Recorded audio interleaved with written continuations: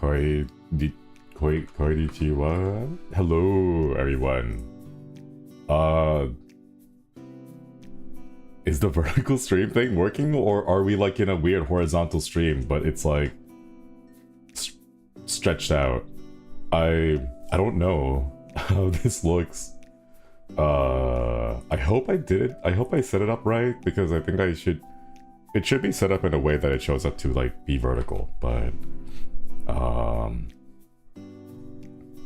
it's vertical. It's working. What does it look like on your side? I'm so curious. I want to know. I want to know what it looks like on your end. Because I'm so used to I'm so used to like the horizontal ones that I don't know what to expect from this. Jam Days is thank you for the gifted. Thank you, thank you. Oh, good evening to you. Hello. Hello, everybody. Konnichiwa. It's like a TikTok video. It looks like you're sitting at your desk. Yeah. Well, that was the hope. I don't know if it actually works that well. It looks good on mobile. Okay, that's good to know. Nice. Ooh, suddenly Shinri. I want to know. It's easier to watch, not gonna lie. Wait. It feels like the whole screen? Hello, hello. Konnichiwa. It looks good on mobile. Super Take is thank you for the 5 gifted. Thank you, thank you. It works well on mobile. It's like we're in a FaceTime. Ooh. Can be like, on mobile, you're the entire screen. Wait, chat, wait, how many... Wait, hold up. Let me like get a little bit like bigger, I guess. Like, does that work? I think my hair gets cut off at the very top. There we go. Ooh. Hello, everybody. I've heard that there's a lot of... See, now my cup looks really tiny, you know? My... the cup on my, Zan, hello, welcome. If I get to watch the stream, but it's at like gremlin hours. Well, I don't think... well, maybe not gremlin hours for like other people, but like it feels like gremlin hours for me. A video call. It's like FaceTiming. Aww. Man. Actually, that makes me think. Chat, can like, is this a new here? Let me move this around here a bit. I want to make this bigger so that like it looks like it's a normal sized coffee. Just a little bit bigger than. Wait, what's a normal sized coffee cup for me? I think about that's a normal sized coffee cup for me. There we go. Yeah. Are there any elements on the thing? It's like the one otome game that calls you at 3 a.m. Oh my god. There's been a couple of those, right? There's been a couple of games where you'll have to like, you can like chat with people, but then like it shows up at like random hours. It's not a cup, it's a small thermos. It's like a good size. What are you talking about? It's like I don't know, like my mug, my own mug is about like half of my face, I think. Tempest Messenger. Oh, Mystic Messenger, that's the one, right? It's the very first couple of games that showed up where they had like that option to like interact with each other in like quote real time, right? And like, you know, do weird silly things like messages and calls and all that, but they always hit you up at like 3 a.m. you know. Trash Cats, thank you for re-upping the membership. Can we get a FaceTime moment with Puniko as well? Let's go. Okay, wait, where's Puniko? Oh no. No, Puniko's too small. Hang on, let me here. There we go. Is that good? Yeah. Move the cup down a little bit. There we go.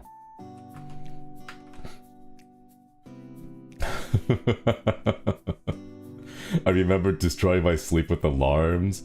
Yeah, I'm not sure how I feel about it, but I feel like it's one of those things where it's like a good it's like, you know, like the test, you know? It's not necessarily like the final product, but it's more like a proof of concept where you can like test and see like, does this concept work, you know? It's 6 a.m. but I couldn't sleep. It is currently 8:30 p.m. here. I'm sorry you couldn't sleep at 6 a.m. I'm hoping it's because you woke up after a long night of sleep and then are trying to get back to sleep, as opposed to like you stayed up until 6 a.m. and then you still can't sleep after 6 a.m. because oh, I see. I'm sorry to hear that. I hope you're able to get some nice sleeps in, perhaps some naps in the daytime. Cassie, thank you for the 4 months. Alrighty, perfect time for EU, so thank you. Is this could this be a new time slot? Floyd, thank you for the 13 months. Putting a pleasure with me to work today. My boss, give you a thumbs up. Let's go. Love to hear that. I finally got my own Puniko plushie, and oh my god, it's so cute. It's so cute. I love it so much.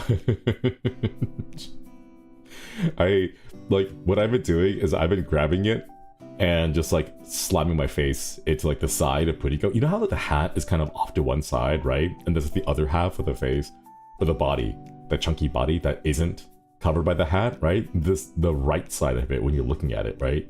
Yeah. Puniko is like so small. I wanted Puniko to be bigger. I wanted Puniko to be like chunkier. Yeah, cuteness aggression. EU debuffed are very happy. Maybe we can start doing some streams nowadays.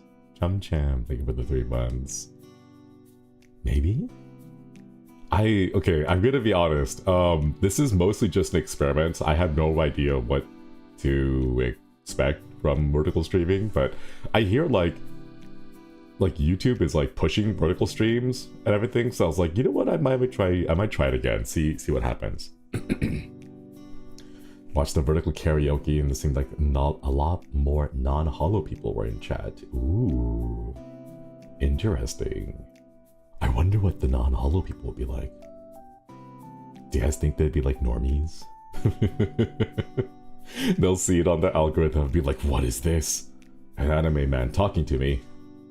Haruka, thank you for the 13. Thank you. Except my Puniko plush, this my cabbage dog plush to help a friend. Let's go. Hell yeah, thank you for the super EU lunchtime. And I get Shinri. Good day for me. Aww. I don't know if I can make this like a regular thing. I'm not sure, because I'm gonna be honest. I am a little bit scared. And the fear for me is it kind of takes me back to like debut week, debut month even, where I stream twice every single week, or every single day of every single week. And I don't know if I could do that. But at the same time, I'm thinking to myself like, why not though? Why not? I can scroll into live streams while scrolling through shorts. I am so curious, chat. I think, okay, so here's the thing. For me personally, I really like learning about algorithms. I really like learning about just how these things work, because to me, they're like a mysterious black box that doesn't have any particular, like leading hints or whatever in how things work, I guess. It's hard to explain. Like, I want to learn more about algorithms, and I'm really curious. Imagine scrolling shorts and then getting a deep voice Ronin jump scare, right?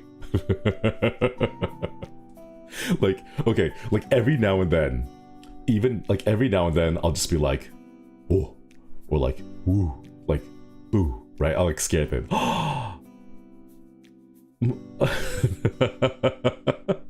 Muna senpai, hello. Thank you so much for the raid. Hello, raiders. Parm, thank you for the 5 gifted, or 5 months. Okay, thank you. Hello, Muna senpai. Hello, Muna raid. Hello. This is a very strange. It's a very strange time to be streaming. I don't think we've ever streamed at these times. Yo, Shinri, you still in Japan? Yes, I am still in Japan. Yeah. Hello, hello, Muna-senpai. Hope you have a wonderful time. I'm sorry, we don't really talk too much, so I don't know what to ask, but I hope that your experience at Expo was also fun earlier this month, because I had a great time myself at my very first Expo, and that was a lot of fun too. So I hope you have been well and taking care of yourself as well. Gabby asked who is still in Japan. I know Haka and I are in here. I believe that Flayon is also still here, but I don't know. Specifics on everyone else, I have no idea. I believe a couple of like Arbus boys are already heading back, judging from what they've tweeted, but like we don't like I don't keep tabs on them all the time. I just kind of let them do their own thing, so yeah. What if for the entire time it was the fish who was speaking with us? The fish's name is Puniko, and actually that's a pretty hilarious idea. Maybe that could be. Yeah, most of Armis is home. Roots is back last night. Man. I know the thing is, we kind of all hung out together for like Expo, and we tried to do our best to like hang out, but like our schedules were so hectic. So wild. So one of these days, we want to be able to meet up together in person and do some off-stream collabs without any of these big obligations or big schedules in the way. Puniko fan cam. A Puniko fan cam? How do you make those fan cams though? Because I've seen a couple of those. And I want to know how to edit. I tried to edit videos, but I can't. I'm really bad at editing. But like, I think that's a skill issue. That's 100% a skill issue on me. But yeah, we talked about his cats missing. Oh, cute. That is adorable. Oh my god. I want cats, chat. I wish I could have cats. I really want like small animal pets, you know? Like I know Puniko is chunky, right? I know Biscuit's pretty chunky, pretty big, right? But like I want small pets too. Learning to edit streams. I don't know what we can show, because I think we can show a few things.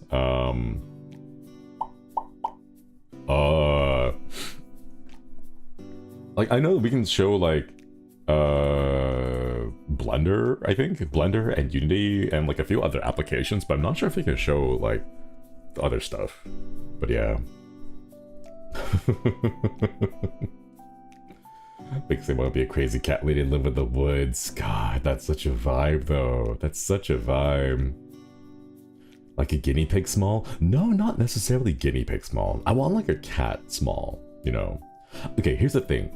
I feel that a pet that's a little bit too small, like a guinea pig, you know, or like, I don't know, like turtles, like baby turtles or something. Like if it's too small, I get stressed out a little bit, you know? I get stressed because they're very small and fragile in my mind, you know? So like I want, yeah, like a rabbit is a pretty solid size. A rabbit's a pretty solid size. Cats are solid size. Rats, I like rats. Rats are absolutely adorable. But the same thing is, like they also fall into like the small territory, you know? Giant Shinri would crush the pet. Yeah, that's what I worry about. Hold them careful. Hold them gentle, you know? I feel like I'm gonna hold them wrong. Exactly. A ball python. I know a friend who had a ball python, and they were just so like peak gremlin energy. I don't know. The python would like wrap around them, and they'd just be like, "Yeah, it's cool. It's totally chill. They're not gonna get you. It's fine." Yo, afraid you hurt them. There's cat-sized rats. Oh my god. That's a huge rat. You seem like a gentle giant, just a little bit. But at the same time, I'm like, I don't want to hurt them, you know? A hamster. Okay, here's the thing though. Here's the thing. a hamster, guinea pigs, like all of those I am personally traumatized by, because I remember classroom pets, you know?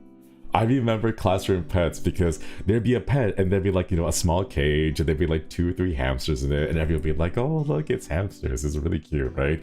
And then like during the class, you'd go out to them and like they'd be on the wheel or whatever, be like crouched into the small plastic igloo, right? And they're like all curled up. It's really cute, right? But then like they just die in the most traumatic and horrifying ways. Right, they do die in horrifying ways. Like, the thing is, I saw a hamster just eat its own babies, and I was like, oh my god, what? And I later learned out that hamsters get really stressed, and if the environment is not conducive to them, like, raising their children, they will eat their own babies. Yeah, they do that. So yeah, like that's kind of why I don't particularly want to raise hamsters. Yeah. During birthing? No. Like these babies are out. They were out for like a couple of days. But yeah, I don't know, chat. Like I think the capybara would be pretty great. I'm not sure if you can raise a capybara. I would love to raise opossums. I think opossums are great. Best not to expose them or they'll eat their young. Yeah. Dancing noodles. That's a really cute way to describe ferrets. I love possums because they're just like, I don't know. Catman, thanks for stopping by. Hope you have a wonderful day. Going into our vertical Shinri. Yeah. YouTuber going vertical. Okay, when the capybara farm. I'm not. Are you allowed to own a capybara? Because the thing is, I heard that capybaras are pretty social animals, and if you have a capybara, you're not supposed to get one. You're supposed to at least get 2, because if they don't, they get stressed. Are you allowed to? Really? Interesting. I know there are places out there like like some places don't allow you to own raccoons. Some places don't allow you to own possums. Like a whole like ferrets, I believe, are also one of those things where like certain places don't allow you to own ferrets. Yeah. You should look up prairie dog just to see it's the cutest thing. Ooh. It's fun to play with them in a hot spring. I cannot tell you how much I want to go to a hot spring with capybaras. Also, hello everyone. Hello all the new folks stopping by. You can legally have a hippo as a pet, since there isn't a law against it. I feel like hippos are kind of... They're like, what is it called? Like a white elephant gift? Where it's kind of like, it's really cool, but then like the upkeep, the maintenance, I think, is really difficult. Yeah, you can't own raccoons here. My friend really wanted one as a pet though. I think like the best thing you could do is not like explicitly own them as a pet, but kind of like imply that they're a pet, you know? First time catching your stream, hello. How do you feel about parrots and other birds? I respect anyone who owns birds. I personally do not have the brain power to handle birds because I think they require so much knowledge and experience to raise properly. So I have huge respect for anyone who is able to raise birds. I personally could not. That's a lot of investment. That's a lot of learning. That's a lot of like skill and development and patience that you have to develop, and I don't have that. Adopt wild raccoons. Exactly. That's what I'm saying. You know, why not use a face cam? Is my camera not working? Can you not see my face? Oh, this is my face. Alloy, thank you for the 7 months. So it had a short vertical and thought, oh yes.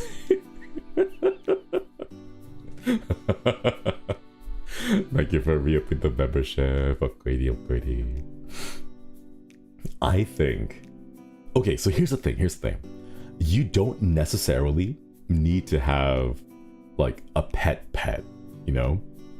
Instead, what you do is you train the wildlife outside, alright?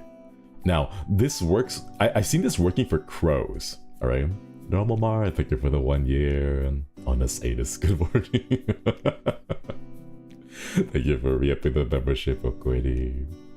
I've seen this working for crows, alright? So what they do, yeah, magpies and crows. If you're feeding crows, you want some good food. If you're feeding magpies, you want something sparkly and shiny that attracts their attention, you know? Kex Krieger, hello, thank you for the 1 month. Birds don't require that much more knowledge as reptiles or snake or caiman. See, here's the thing, like... I think reptiles and snakes and caiman also take a lot of effort. This is kind of why, like, in my mind, if I could, I would love to raise a cat. Because I've never raised a cat before, mostly because I'm allergic. But in my mind, cats are pretty, like, self-sufficient, like self-sustaining, you know? Comet King, pick up the 13, Okoidi. Like, you still need to take care of them, you know? But, like, you don't need to actively be taking care of them all the time, you know? Like, they will be, you know, doing their own thing. So we just feed Haka.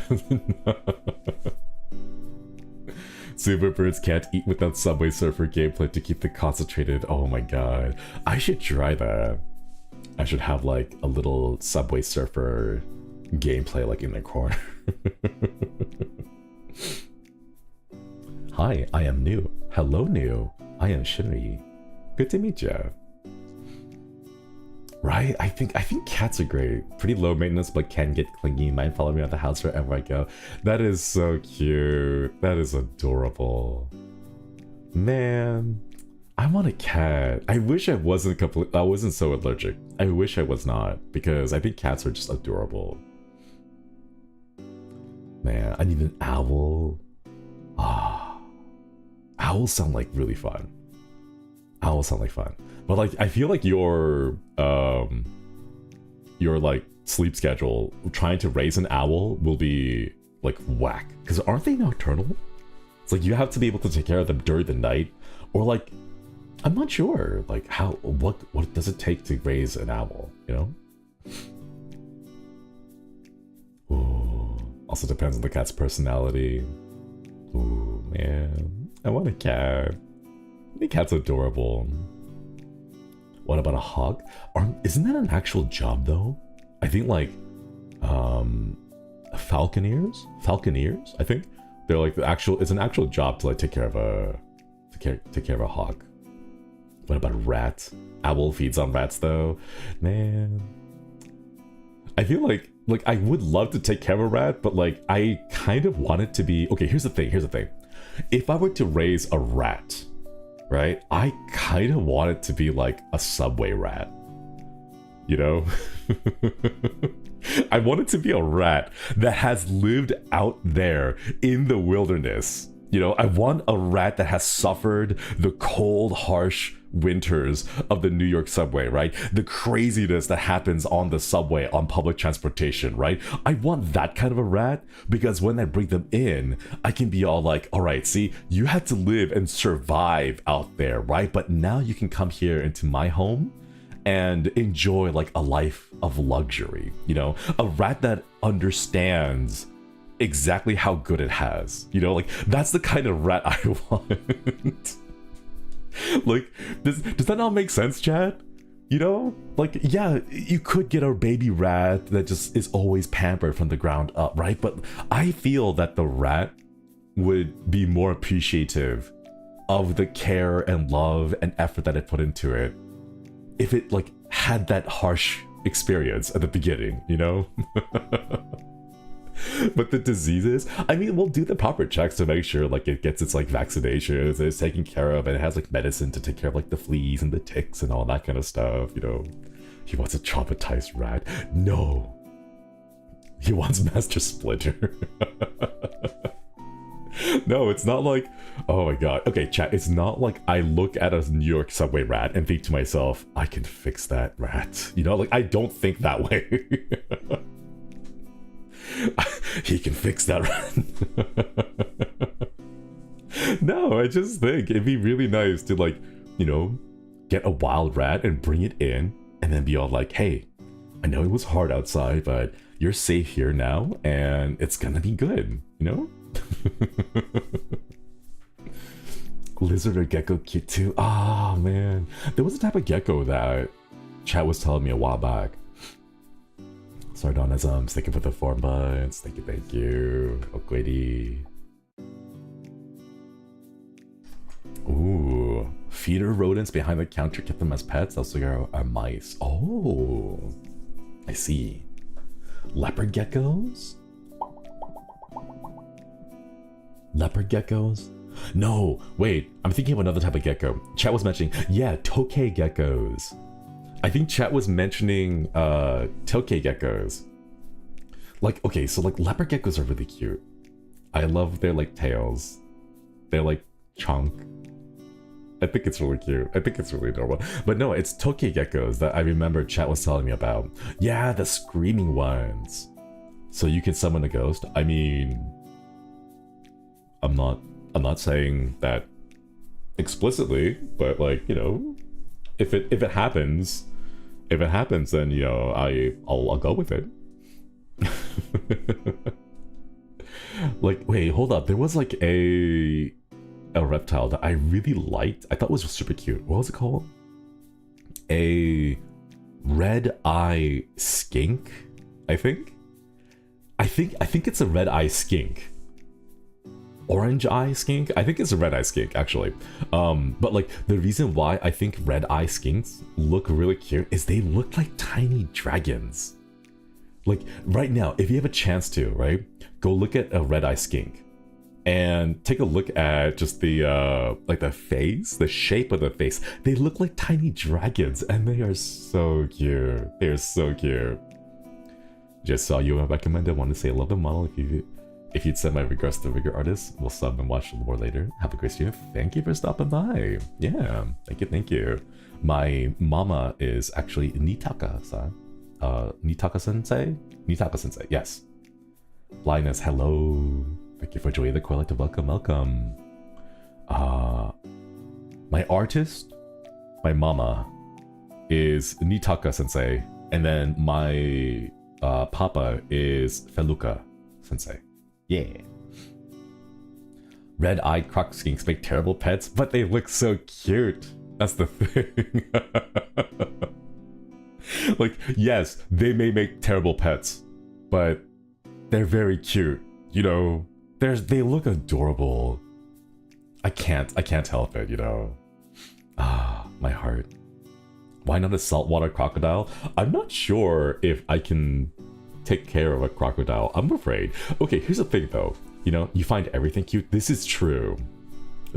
I do find a lot of things cute.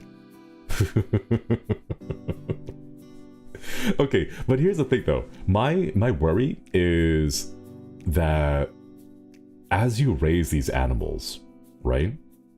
If they get big, right? If the adult size of these animals is particularly large, right? Do you know how much food it goes to maintain that kind of body size, you know? Like the body of like a hippo, you know?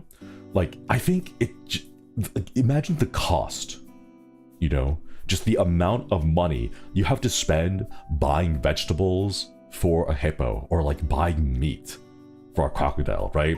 Like you go to the grocery store and you buy like a whole bunch of meat and then the cashier's all like, man, you're having a party, right? And then you just like, no, I'm actually just feeding my pet crocodile. It's 120 pounds and it has to eat like 18 pounds of meat every single day. Guess I'll be starved, right? Crocodile eating better than I am, you know? Legless lizards are weirdly cute. Aren't they just snakes? Aren't legless lizards just snakes? Or wait, are legless lizards like an actual thing? The food to meat ratio, yeah, exactly. Crocodiles are cold-blooded, they need little food? Oh. Yes, no. I'm confused. I'm getting mixed messages here. All your salary goes to them. I can barely keep up with my own, like, things, you know? Different species. Ah. Actually a thing, legless lizards? Wait, that sounds really cute. How do they differ? Are they just, do they look... Okay, so they're not snakes, but do they look like snakes? Do they look like chunky snakes? Because in my mind, I imagine a lizard, and then I just remove the legs, so they look like fat snakes. I don't know if that's what they actually look like, but in my head, the image I have is really cute. They do look like chunky snakes? Oh, that is really cute. That's what I... Oh my god. It's a tube with legs. A tube with legs. That's adorable. Oh man. Imagine a Komodo dragon without legs. I feel that's kind of sad. I don't know. Something about that makes me like a little bit sad. I want to pick it up. Oh. Tsuchinoko? Tsuchinoko. Oh. The lizard head on a snake-like body is a little freaky looking. Man, I kind of wanna... Oh, okay. You what? Okay, so the setup that I have is kind of like weird. Like I have all my windows in window places, right? But hold on, legless snake. Or legless lizard. That's the thing, right? It looks like a lizard, but just stretched. That's really cute. Oh my god. Like you take a lizard and then you just stretch it really long. That's really adorable. Moon, thank you for the 4 months. Having a pet is basically having a human child with how pricey it is to take care of them. Also, hi Shinri. Hope you're having a nice day. Oh, whoa. Yeah. Oh my goodness. Yeah, but no, you're right. Like animals, pets, man. A bearded dragon. Long lizard. Bearded, oh, breaded dragon. Oh, see, bearded dragons look exactly like what I imagine most lizards in the desert to look like. Hang on a minute. I'm gonna crack open a cold one today. I'm not sure if that came through the microphone because I don't have OBS up right now. Hi, Shinri. Hi, everyone. Hello. What did you look up at first? I searched up breaded dragon and I was really confused about what I saw. But yeah. Oh, wait. Can I say something really funny? You know how Haka, every now and then, when he talks about stories between me and him, and like we're doing things, right? He does like the little okay, right? He does that sound, right? He does that. Like, actually, he does like the okay. Like he does that sound. Like he makes that okay sound, like IRL.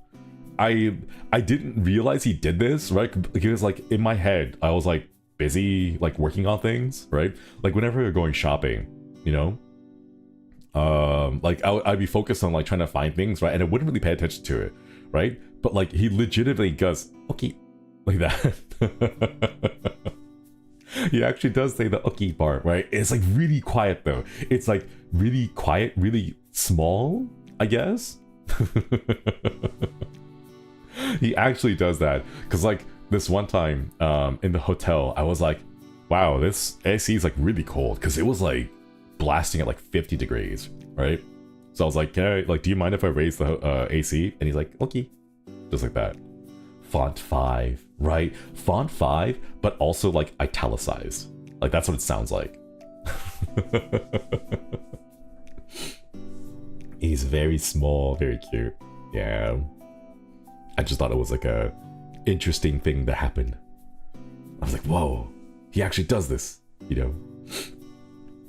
A very tiny Oki. Yeah.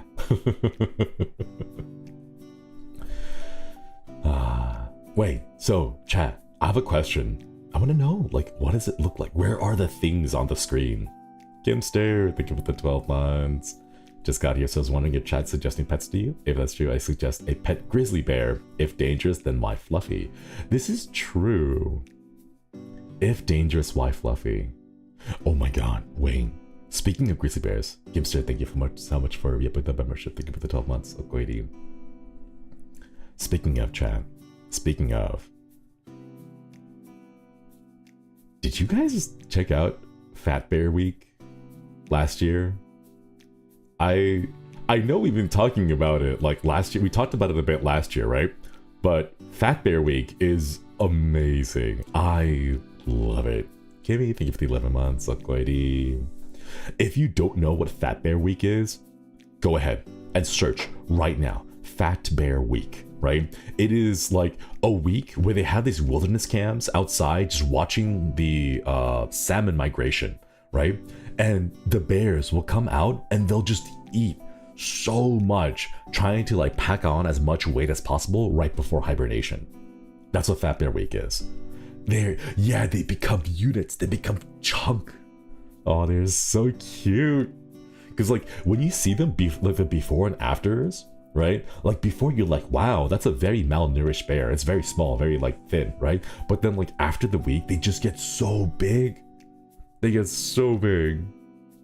I introduced so many boomers to Fat Bear Week this year. Yeah, let's go. Me too, they're special.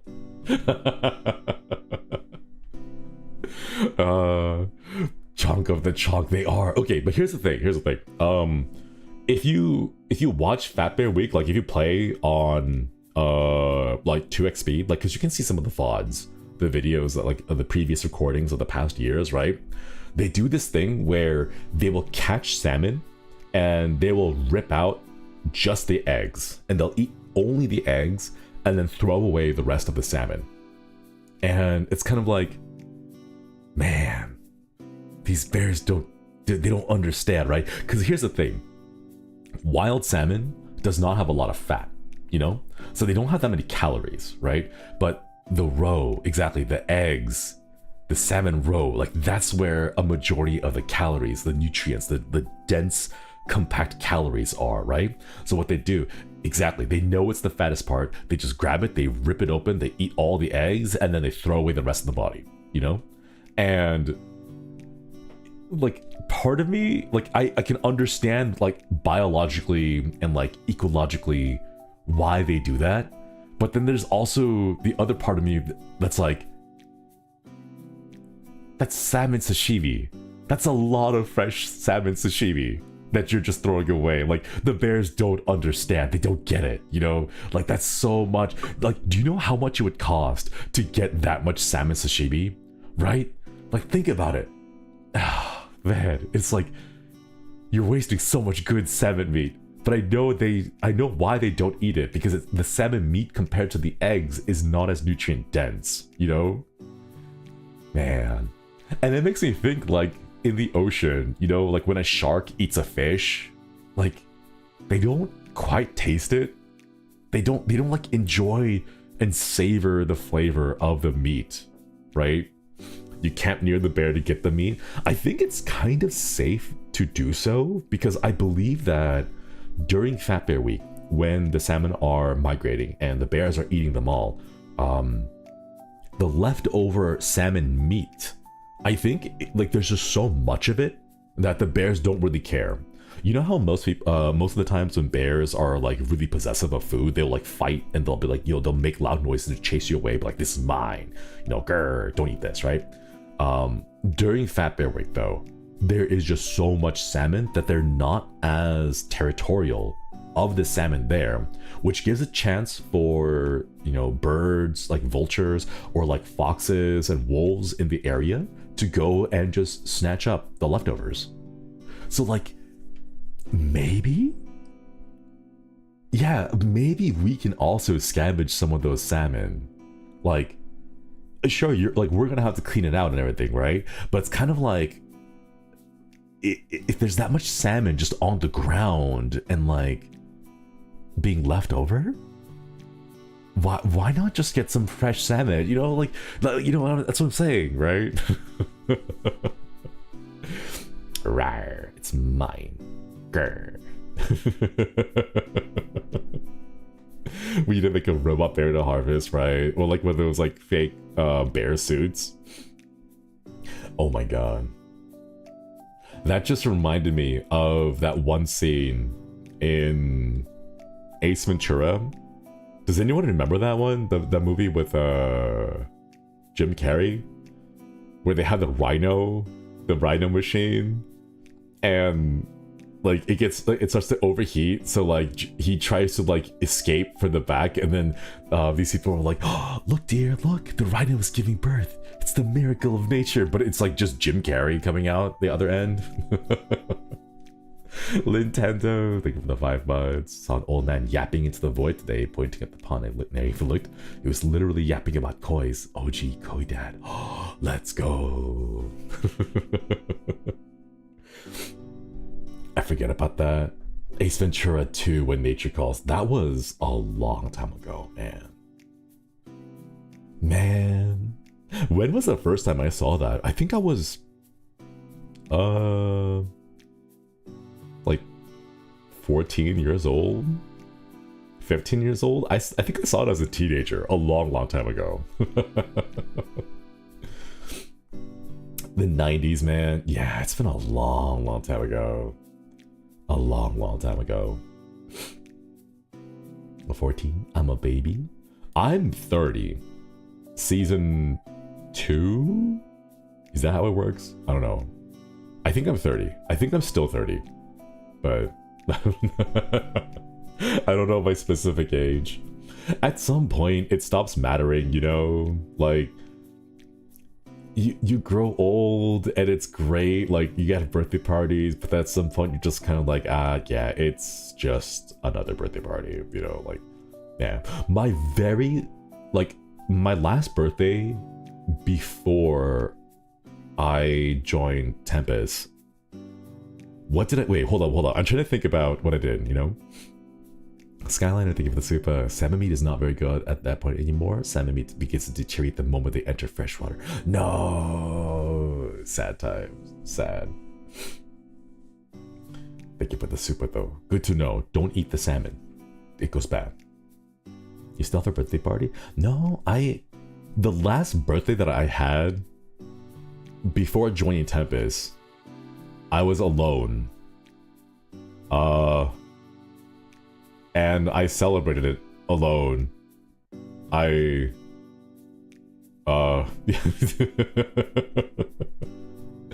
Shinri, I'm sorry, I just subscribed. I'm still trying to get into HOLOSTARS. Good luck. Good luck. I wish you the best of luck. Keep at it. Remember, every 3 months, you can go ahead and submit a new application. If you're auditioning, I wish you all the best. And hopefully, we get to see you here along with the rest of the boys here. Yeah. What did I do? I think I was working on homework. If I had to be honest, I think I was still working on like homework and stuff. Like I was writing a paper or like some assignment, I think. That's how I spent my my last birthday.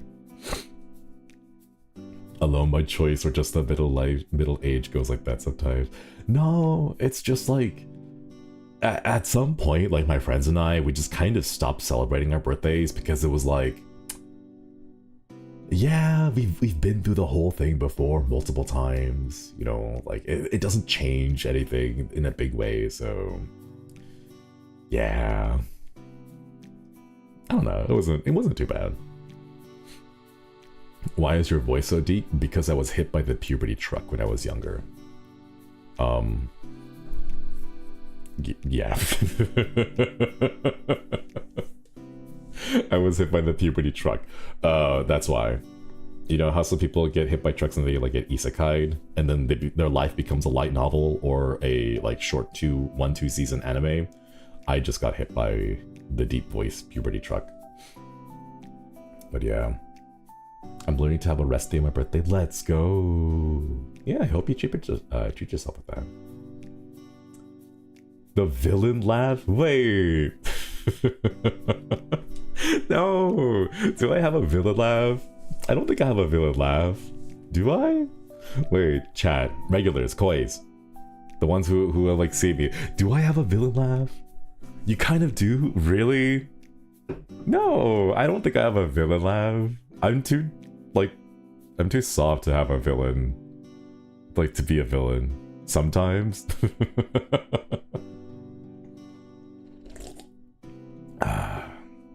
Sometimes. Okay, like, chat, you all say that you can hear me smiling. Right? How can I be a villain if I'm smiling like this?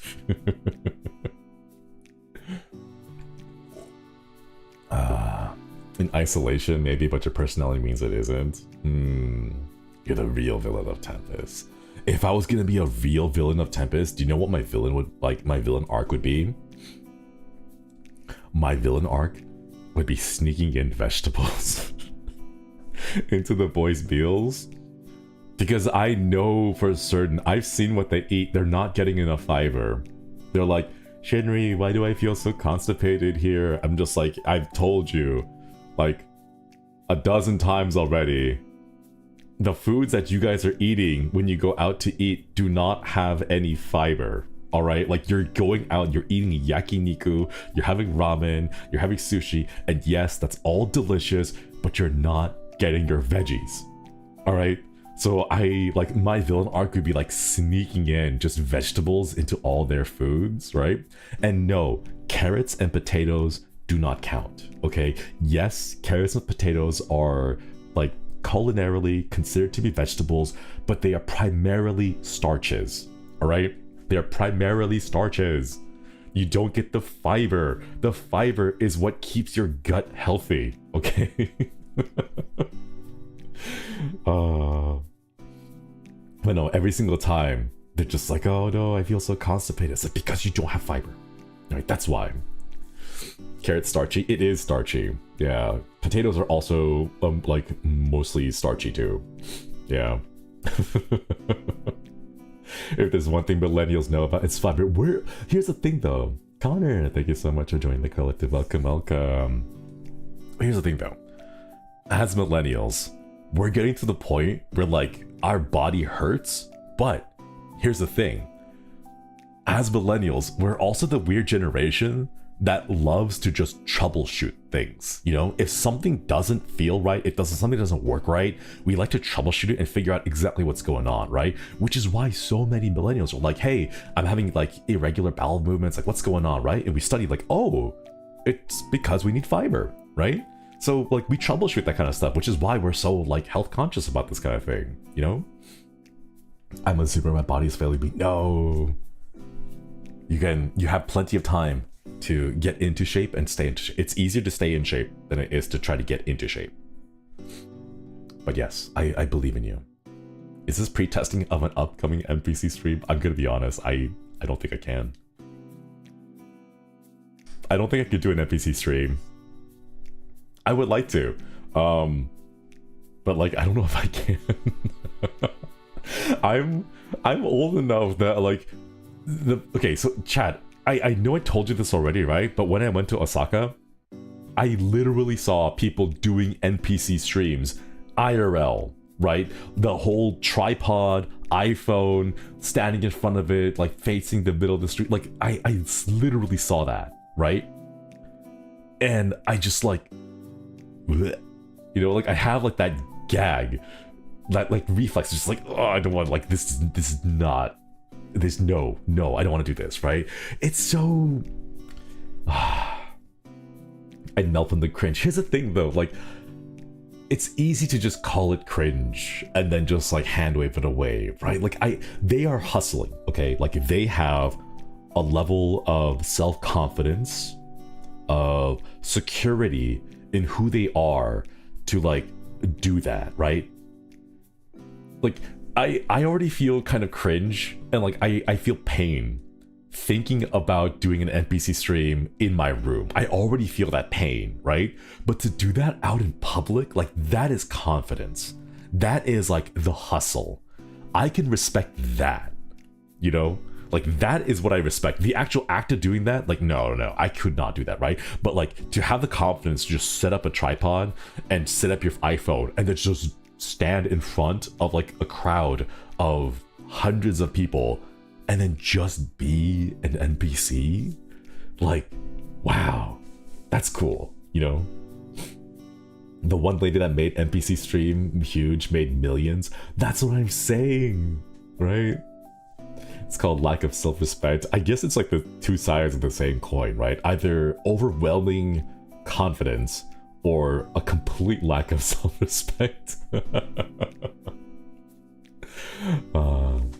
Shinri, I have a question. What is your question?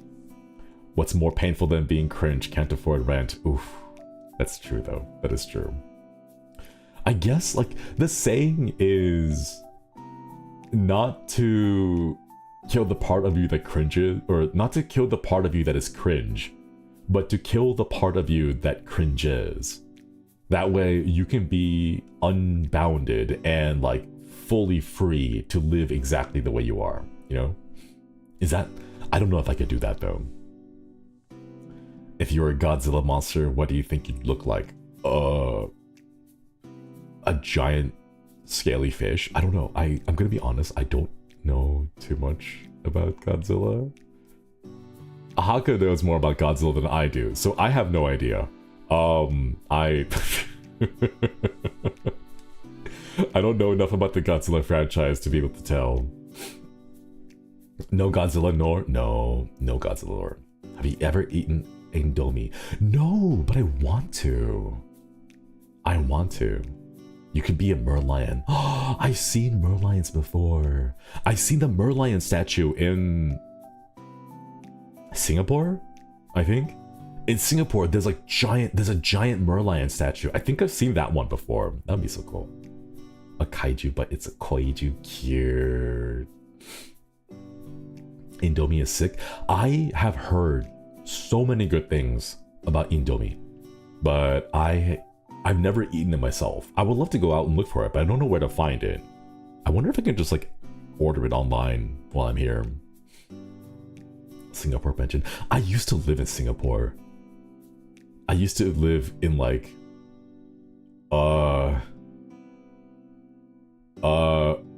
should I think it was like I think it was long enough time ago that I don't risk like exposing myself. I used to live in Singapore. Yeah, okay, so here I'll say it. I used to live in Singapore a long time ago, and there was a school called United World College of Southeast Asia, but because we were children back then, we called the acronym the Underwear Washing Company. Because it's UWC. I think it's like a big boarding school there. But it's called United World College. But we called it the Underwear Washing Company because the UWC was like the same thing, you know? So it's like the big underwear washing company of Southeast Asia. We were children. We were like very tiny, you know? I used to go to school there. But like I only lived there for a couple of years. Not too long, you know? Can you say what other country you visited before? I visited South Korea. I visited Japan. Well, I still am in Japan right now. Singapore. I went to Australia once, but I forget which side of Australia. Was it Perth? Was it Perth? I think it was Perth, Australia. But yeah. I haven't been to that many places, just a couple of places here. It's like from Perth, or you only went to Singapore for a brief moment. It was a brief moment. Sydney? No, not Sydney. I think it was Perth. So you speak Tamil? No, I do not. I only speak English. I only speak English. Hello, I'm just Suichi Shinri from HOLOSTARS English. I only speak English. I do want to learn other languages, but it's so difficult for me to stick to trying to learn a language. It's been a struggle trying to force myself to be like, sit down, alright Shinri, learn this language, and then my brain just gets kind of distracted. Can you speak fish?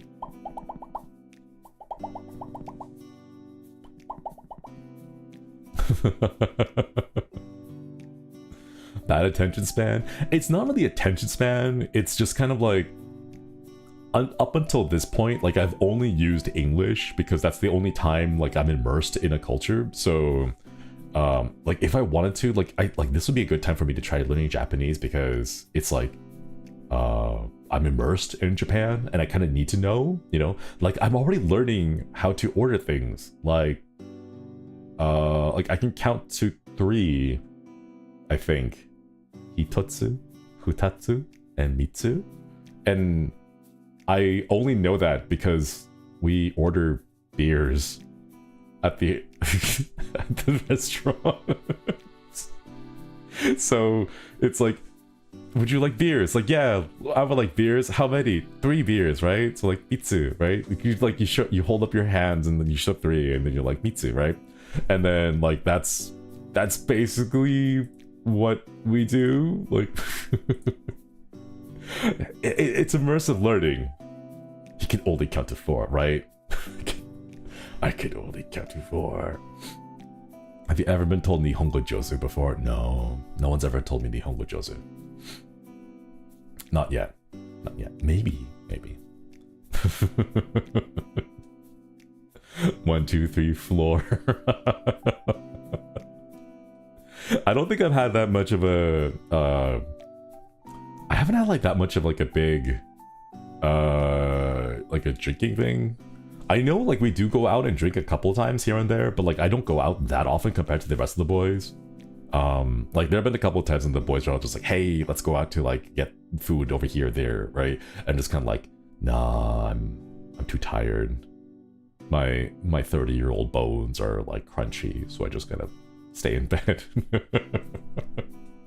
So I don't have that many wild and crazy like drinking stories.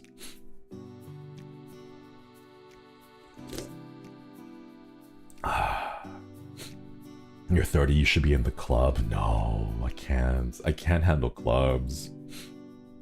It's too loud. Can you roll your R's? No, I can't. No, I can't roll my R's. Okay, here's the thing, chat. For all you youngsters and whippersnappers in chat, alright? If you ever go to a club, if you ever go to a concert, if you ever go to any place that has very loud noises, alright? This is gonna seem very lame and like very, I don't know, what's the word? Like what's the word that kids use nowadays? Mid? I think mid is a descriptor of a thing and not like a statement of its quality.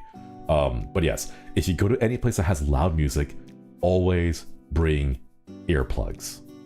Always, all right? If you ever go to a concert, right, and you come out of it, and in the background, you hear that high-pitched, like, ringing noise, right? Congratulations. That is ear damage. That's hearing damage, all right? And your ears and your eardrums are one part of your body that will never, ever heal. Once you have damage, that damage cannot be fixed, all right? While it is a lot of fun and it's really exciting when you're young, right?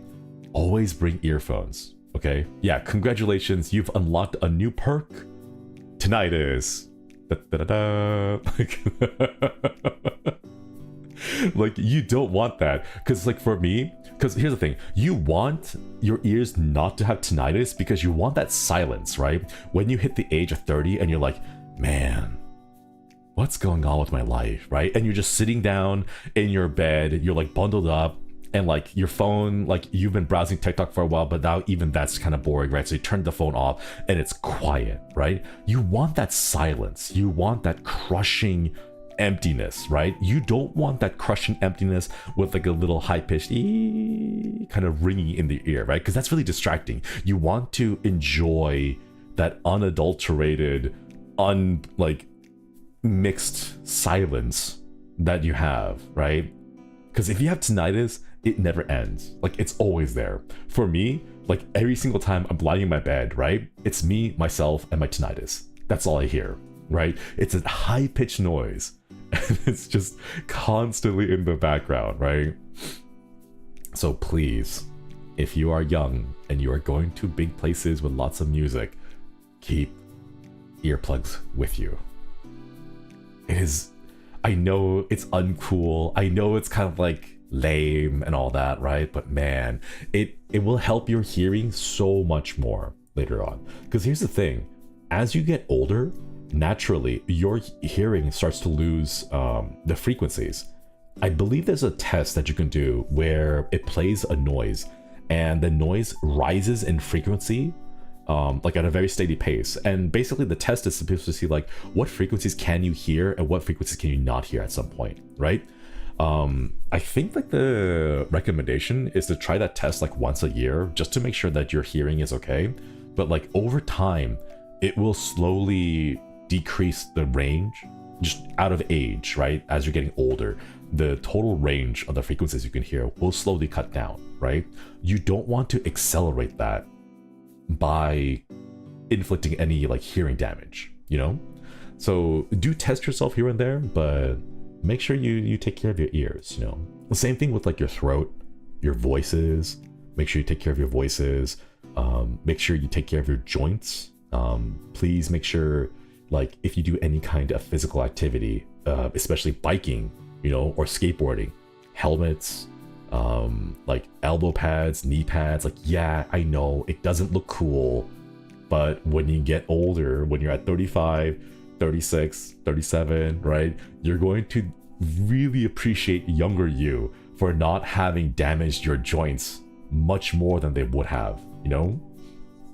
Kira, hello, thank you for the 6 months. Wishing you well, 6 months, woo, still waiting for a pretty publish. I hope it arrives soon. I hope it arrives soon. If you do, give it a big hug and a big squeeze. Shouldn't be casually aging us up to 40.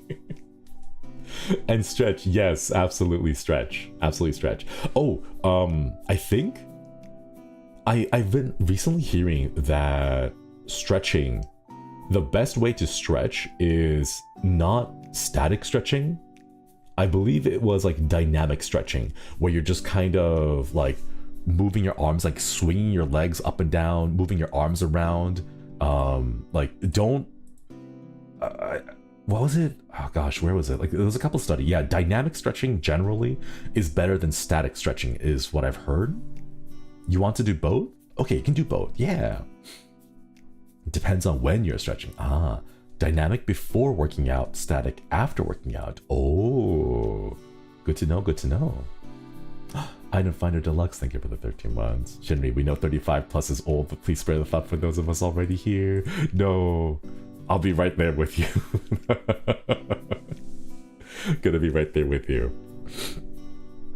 Gotta go, but it was great being here. Thanks for stopping by. Hope you have a wonderful day. You know, I thought that the vertical streams would be like different, but it's not really different. It's about the same. Team 30 plus, let's go. Team 30 plus, rise up, but slowly and gently because we have back problems now. Skylighter, thank you for the super. Thank you. I used to hear bat cries 30 plus years, not anymore. Yeah, I can't hear the chirps either for me. Moon Morning Star, hello. Hope you're doing well. Can't catch these streams often, but it's a pleasure when I can. Much love. Thank you. Thank you for re-upping the membership. Thank you for the 7 months. Oh, great. Holding onto the railing. I feel old, but like every single time I go down the stairs, I try to hold onto the railing because if I take a tumble, I'm worried about my joints. I don't know how well I'm gonna bounce back. Like when I was maybe 15, 16, right? Like I could take a tumble. I could like fall down a stairwell and just bounce right back up, you know? I remember that because that's happened to me in the past. But like nowadays, I don't know if I can survive that anymore, you know? Gimster, think of the super. So what you're saying is that chat should have a big stereos blaring while a construction site have a buddy practicing their aim by shooting at the fire age beside you. Understood. No. At least have like the earmuffs. You can have earplugs and earmuffs. Casey, think of the 2 months. Look, Quady, 30 and crumbling to dust. I feel that. I feel it too. I'm trying not to let it get to me though, you know? I have recently been doing, I guess, what I would say are idle duties, you know? I have been doing some idle duties, so try to like get that flexibility back, you know? Yeah. Describe it, no spoilers. I consciously block my eardrums when I hear loud noises. Same. I try to like step away from like loud noises or like get away from it all. Mitch, you think the super pain when you're 30 plus is just like breathing? Ah, yeah, it just is, you know? It just is. Oh, that was my wrist. Hang on. Do I have any more? Yeah. There we go. There we go. It's like cracks. You guys say idle duties for toilet visits? Oh no, those are idle meetings. Idle duties are something separate. Can you hear that? The siren going off in the background?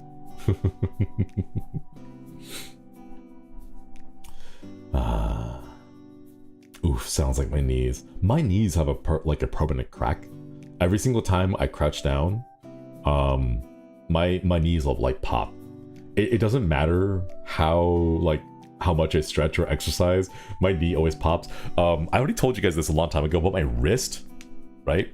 That little crack there is permanent. Like my wrist just cracks now.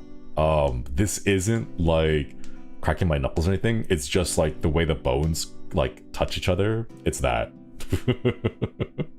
One day I woke up and I was like, oh, like is something going on my wrist? I went to go get checked out. My doctor's like, no, you're just 30. It happens. Deal with it. You know, it's just how it is now. It just is that way. So, yeah, I can have it like crack on command now, you know?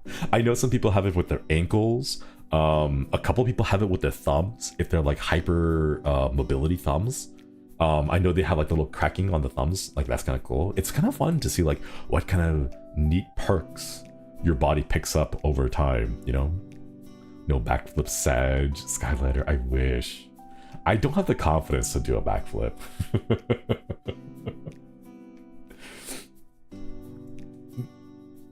Maybe next year. I think I could practice, but I don't know if I could do like a backflip this year. Like maybe it'll be like an Expo 2025 thing, you know? You're so acoustic when you get old.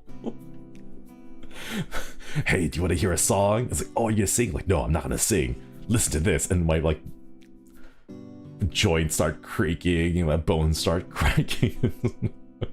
Sounds like a xylophone.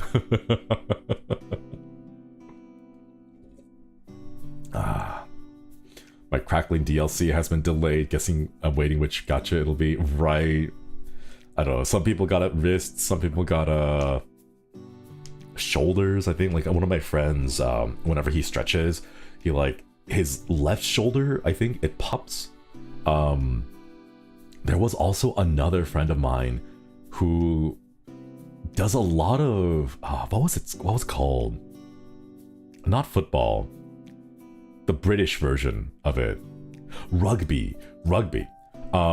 I have a friend who does rugby, right? His shoulder has been dislocated so many times that now it actually just pops out like on its own randomly. Like that's what it'll do. Like his dislocated shoulder it's been like dislocated so many times. Like he'll be walking through the day, right? And then just out of nowhere, it'll just pop right out, right? And it's kind of like, are you okay? And he's like, yeah, it's fine. It's totally okay. And then he just like grabs his elbow and then just shoves it right back in. And yeah, he like absolutely just, it's how his elbow is now, you know? it just is. It just occasionally will, you know, dislodge itself. And then he just kind of got to do with it, you know? Shinri backflip 2025 deal Akasipa if real. Thank you for this. Thank you. I'll try. If the muscle is so weak, it happens often. I don't think it's because the muscle is weak. I think it's just the continued like trauma to that area causes the muscles around it to, well, I guess it is muscles weakening around it. I'm not quite sure of exactly what the medical reasons are, but like the more you get injured in that location, the more likely it is to just kind of fall out on its own. Pop my shoulder out, and once it was painful, oh man, just the koi on your body scream. Ah. Pure Blue, thank you for the super. After watching you long enough, whose English is hardest to understand for me, I can casually communicate in English interviews, and I'm glad. Oh, let's go. Love to hear that. Oh my goodness. You got the immersion experience. Let's go. I hope that it continues to help you, carry you forward through multiple interviews and other engagements with English speakers. Let's go. Suddenly I feel the need to stretch properly. We should do a stretch. We should do a stretch. It's been a bit.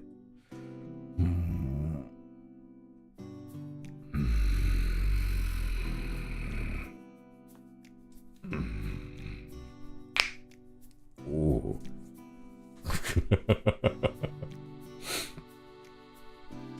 I have a rotator cuff injury from a previous job that I thankfully didn't have to get surgery on, but if it messes up again, I will.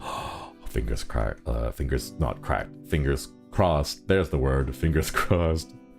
Fingers crossed that it does not get injured anymore. The grunting though, it's not grunting. I can't help it. It's just me exhaling. I can't.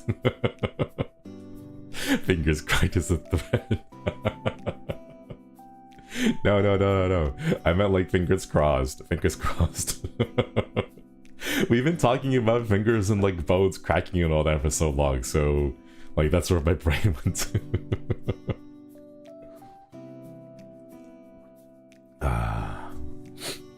No cracking fingers. No cracking fingers. Man. Do you think it's true that if you crack your fingers too much, you're at a higher risk to get arthritis in the future? I believe that has been disproven. I think there was an Ig Nobel Prize winner who did research by cracking the knuckles on one hand over the course of, I think like 10 years, like 5 years or 10 years or a long period of time. And he measured like the effects of cracking the knuckles and concluded that it does not cause any issues. Sunu, hello, thank you for the 9 months. I'm in class, but hello. Oh, pay attention in class. Pay attention. Education is good. And Skyliner, thank you for the 5 gifted. Thank you. Thank you so much. Can we get some hearts in chat for the 5 gifted? Thank you. White Pen, thank you for the 1 month. Have you 1 month, Shinri. My 3-month-old cat is on my desk right now and is watching your stream with me. She is mesmerized. Oh, that is cute. I love it when I've been okay. Why does it seem like it's like cats that like show up to my streams and just kind of like watch along and like follow along? Because this is not the first time. I think like this is the double digit it has happened many times that someone would tell me that the cat is watching my streams. I like, oh, my heart. I love it. It's really cute. Vibrations of your voice. Maybe. Besides, you should get a cat. I wish. Hi, Vertical Shimmy. Hello. Hello. Okay, wait. Going back real quick to the previous topic. Real quick. If you want to have just a fun time learning a little bit about science, but in a very silly way, the Ig Nobel Prize website is such a great time waster. It is so great. Like, so basically, if you don't know, you know how there's like the Nobel Prize for like really big achievements in like science or technology and all that kind of stuff, right? There is the Ig Nobel Prize, IG space Nobel Prize, right? So it's like the Ig Nobel Prize. So not the Nobel Prize, but the Ig Nobel Prize, right? And the Ig Nobel Prize are awards given out for just very strange or unorthodox or just very, very specific type of like scientific research. Like I've fallen down the rabbit hole so many times because like they are just like things that you'd have to be like super specific. What's the name? Ig Nobel. IGNOBEL. All right. Like it's just so interesting because like you would never think about how these things get studied or researched, but there are people out there that just like pick the most random specific things, you know? Like hang on, let me see if I can find the Ig Nobel Prize website. Ig Nobel Prize website, where is it? I wanna see if I can get you a couple of these. Make sure like I don't have any sounds playing or whatever. Okay. We're gonna pick a random year. 2018. The Ig Nobel Prize for 2018 was the Medicine Prize from the United States. Mark Mitchell and David Wertinger received the Ig Nobel Prize for using a roller coaster ride to try to hasten the passage of kidney stones. So these two scientists were like, could you pass kidney stones faster by riding roller coasters? And that's what they did their study on.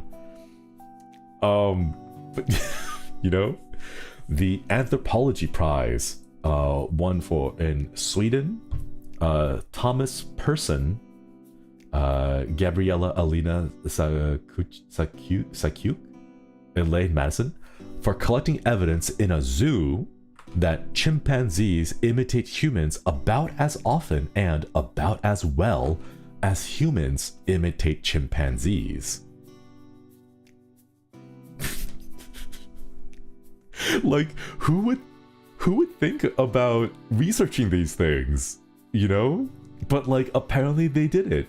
The reference is spontaneous cross-species imitation in interaction between chimpanzees and zoo visitors, actually published in the scholarly journal Primates, volume 59, number 1, January 2018. It's 10 pages long, and they just did it. They just did monkey see, monkey do, right?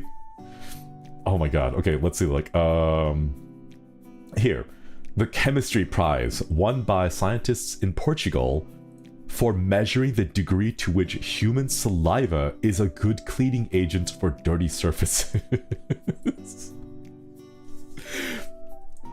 So, like, if you ever wanted to know how good is your spit at cleaning things, the scientists from Portugal did it. RKK, thank you for the super. Thank you. The study is called Human Saliva as a Cleaning Agent for Dirty Surfaces. Paula M.S. Romao, Adila M. Alacao, and Cesar A.N. Viana. Studies and Conservation, Volume 35, 1990. And it is 2 pages long. But no, like, it is just such a silly thing to go through. How do they test this? I'm going to assume they, like, got water, and then, like, okay, it's like, here's how I would test it, right? I would get, like, 3 plates, okay? I would get a plate that is, like, they're all dirty, right? Like, let's say, I don't know, you fry an egg and there's, like, egg stuck to it, right? And then you try to clean it with, like, a regular washcloth, right? Then you try to clean it with a washcloth and water, and then finally you try to clean it with washcloth and saliva. Like, that's how I would do it, you know? Skyliner, thank you for the 5 gifted. Can we get some hearts in chat for Skyliner? Thank you, thank you. Thank you for the gifted. I was watching shorts and I thought this was fake. No, this is all a dream. Wake up. You are gonna miss your class. Ooh.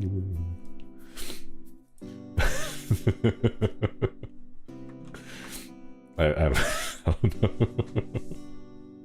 Okay, wait, here's, oh my god, wait, there's another one. This one's pretty great too. This is pretty great. The Peace Prize, the Ig Nobel Peace Prize, all right, was won by scientists in Spain and Colombia for measuring the frequency, motivation, and the effects of shouting and cursing while driving in an automobile. Reference: shouting and cursing while driving. Frequency, reasons, perceived risk, and punishment. Published in the Journal of Sociology and Anthropology, Volume 1, number 12017, 6 pages long. A road rage experiment, right? But that's what I'm saying. Like, the Ig Nobel Prize is just so silly to go through. Like, I love it so much. Okay, here. There's one more. All right. The Ig Nobel Economics Prize, granted to scientists from Canada, China, Singapore, and Asia, for investigating whether it is effective for employees to use voodoo dolls to retaliate against abusive bosses. What?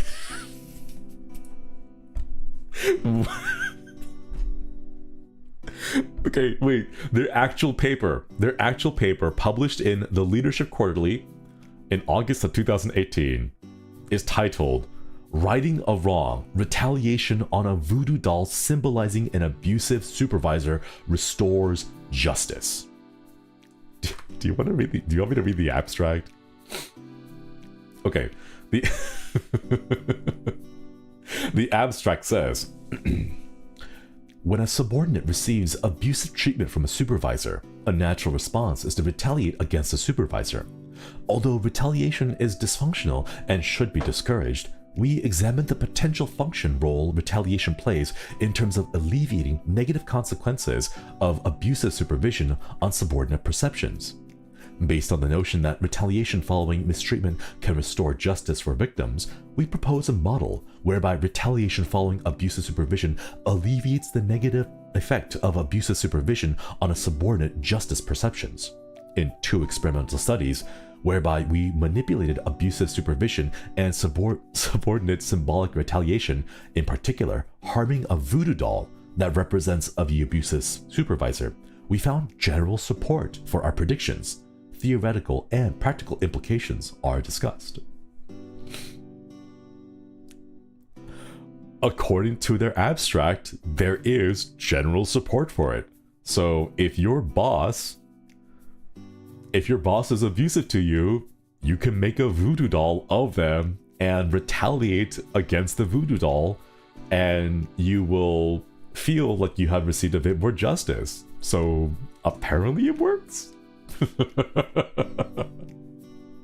Izukaze, thank you for the 12 months. Where's my voodoo doll? What I needed at my last job. I think you can just make your own. It doesn't specify that it needs to be like a particular voodoo doll. I think you can just make it. So there's a case study on this. Yeah, there actually is a study on this. Wait, let me see. Wow, they have graphs and tables and everything. Oh my god. Wow. That is amazing. I love it. I love it so much. All you need is paper and a slipper, right? Nods and psychology deeper ever. Makes sense for me. But no, 100%. If you're ever feeling bored and you just want to know, right? Ig Nobel Prize. They're just so silly to get through. I love this so much. Gotta respect that they won an award for being a hater. Right? I remember when companies would give out stress balls, they never lasted long. Oh gosh, I remember that. My favorite type of stress ball are the ones where the eyes, like when you squeeze them, the eyes like jut out. I think those are really cute. Those are adorable. Hey, your voice and VTube are lovely. How's your day going? It's going great. Thank you for asking. Oh my god, wait. The Ig Nobel Anatomy Prize, won by a scientist in the UK, James Heathcote, for his medical study, Why Do Old Men Have Big Ears? What? Wait, how is that a study? How How is that even real? Okay, James Heathcote in 2017 won the Ig Nobel Prize for Anatomy for his study, Why Do Old Men Have Big Ears? Oh my god. In July 1993, 19 members of the Southeast Thames faculty of the Royal College of the General Practitioners gathered at the Boar Place in Kent to consider how to best encourage ordinary general practitioners to carry out research. Some members favored highly structured research projects. Others were fired by serendipity and the observations of everyday practice. Someone said, "Why do old men have big ears?" Some members thought that this was obviously true. Indeed, some old men do have big ears, but others doubted it. And so, we set out to answer the question, as you get older, do your ears get bigger? Sadly, the article itself is paywalled. It's paywalled behind a subscription of £173. So I don't think I'll be able to read the actual thing, but apparently someone had won an award for studying why do old men have big ears. Skylater, thank you for the super. If you need anything to laugh to, try Mashal. I seen some of that.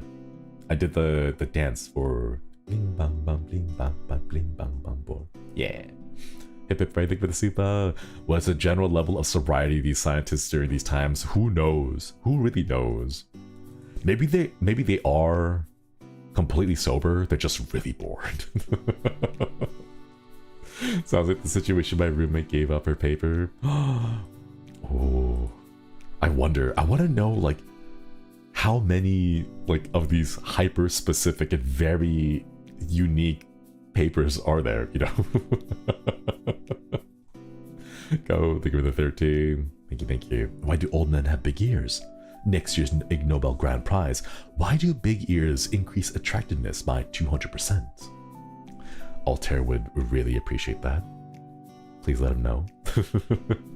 Thank you for re-upping the membership. Thank you for 13 months. Upgrade.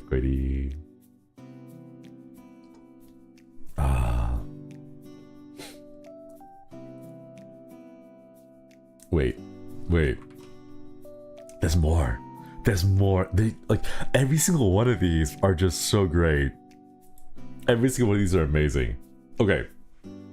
The Medicine Prize, won by scientists in the UK and France, for using advanced brain scanning technology to measure the extent to which some people are disgusted by cheese.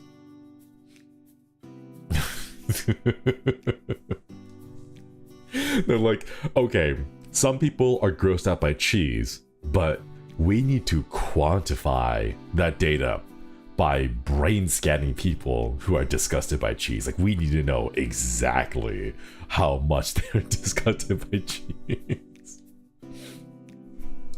Let's see, Cognition Prize, by scientists from Italy, Spain, and the UK for demonstrating that many identical twins cannot tell themselves apart visually. Is that me or my twin? The lack of self-face recognition advantage in identical twins. That really now interesting. Who's paying for these studies? I have no idea. Maybe they're just like really specific niche studies that just are like, you know, better study Battle 1 and 2, right? Let's see. The Obstetrics Prize, won by scientists in Spain, for showing that the developing human fetus responds more strongly to music that is played electromechanically inside the mother's vagina than music that is played electromagnetically on the mother's belly. What? What? How do you study that? Okay, well, they tested it, yeah. Mika Akatsuka, hello. Thank you for the raid. Hello, raiders. Welcome, welcome. Did you guys know that some scientists have did a study to see whether it is better to play music to a baby from the inside than it is from the outside? I don't know how else to explain it. That's such a weird thing to rate into. Oh man.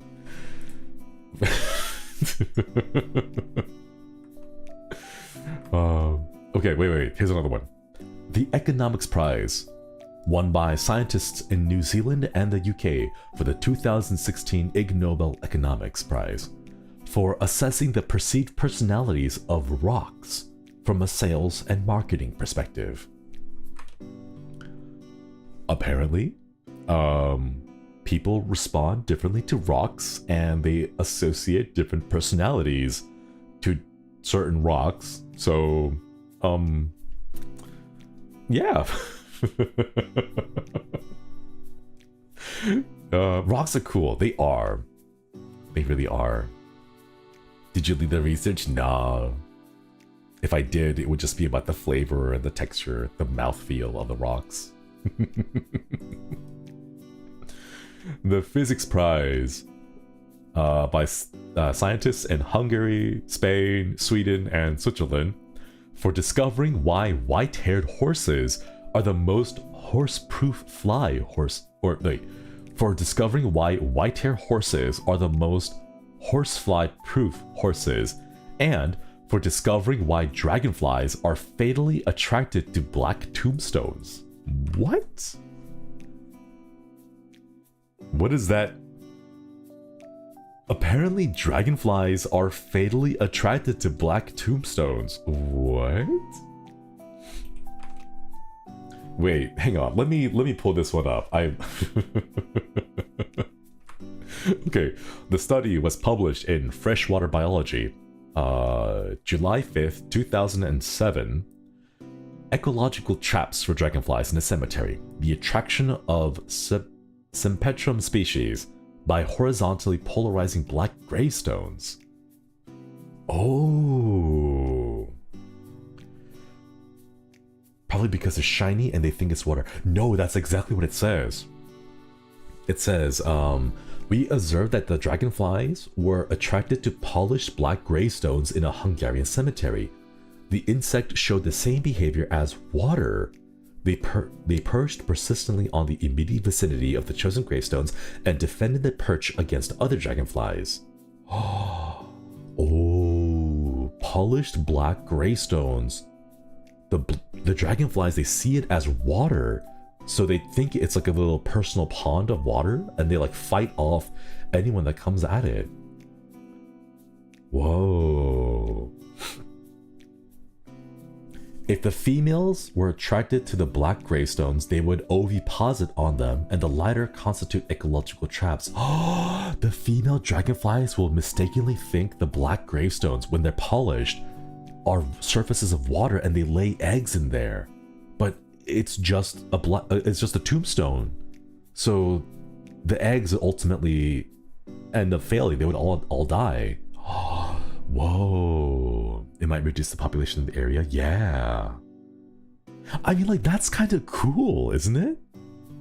Hey, I'm new here. Hey, thank you for stopping by.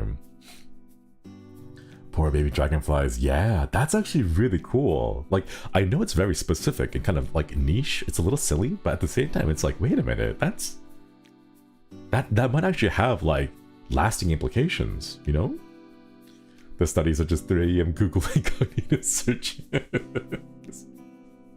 Oh my god. Yeah, these are the people who like had this 3 AM thoughts and were like, hey, bro, do you think this is what happens? And the other guy's like, no way. We should test it out. Yeah. And then they actually go out and do studies on it. Like, that's kind of cool. I can admire that. Christina, thank you for the 4 months. Really enjoying hearing about these crazy studies. If you'd be up for it, more educational streams like this would be fun in the future. Ooh. Maybe we can pick a couple of these like Ig Nobel Prize studies to like go through and like take a deeper dive into a few of these. Interesting.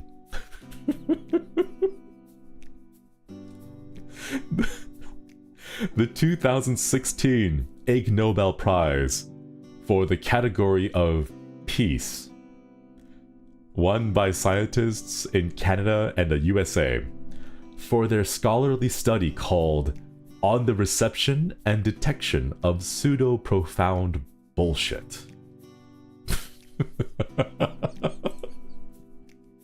Wait.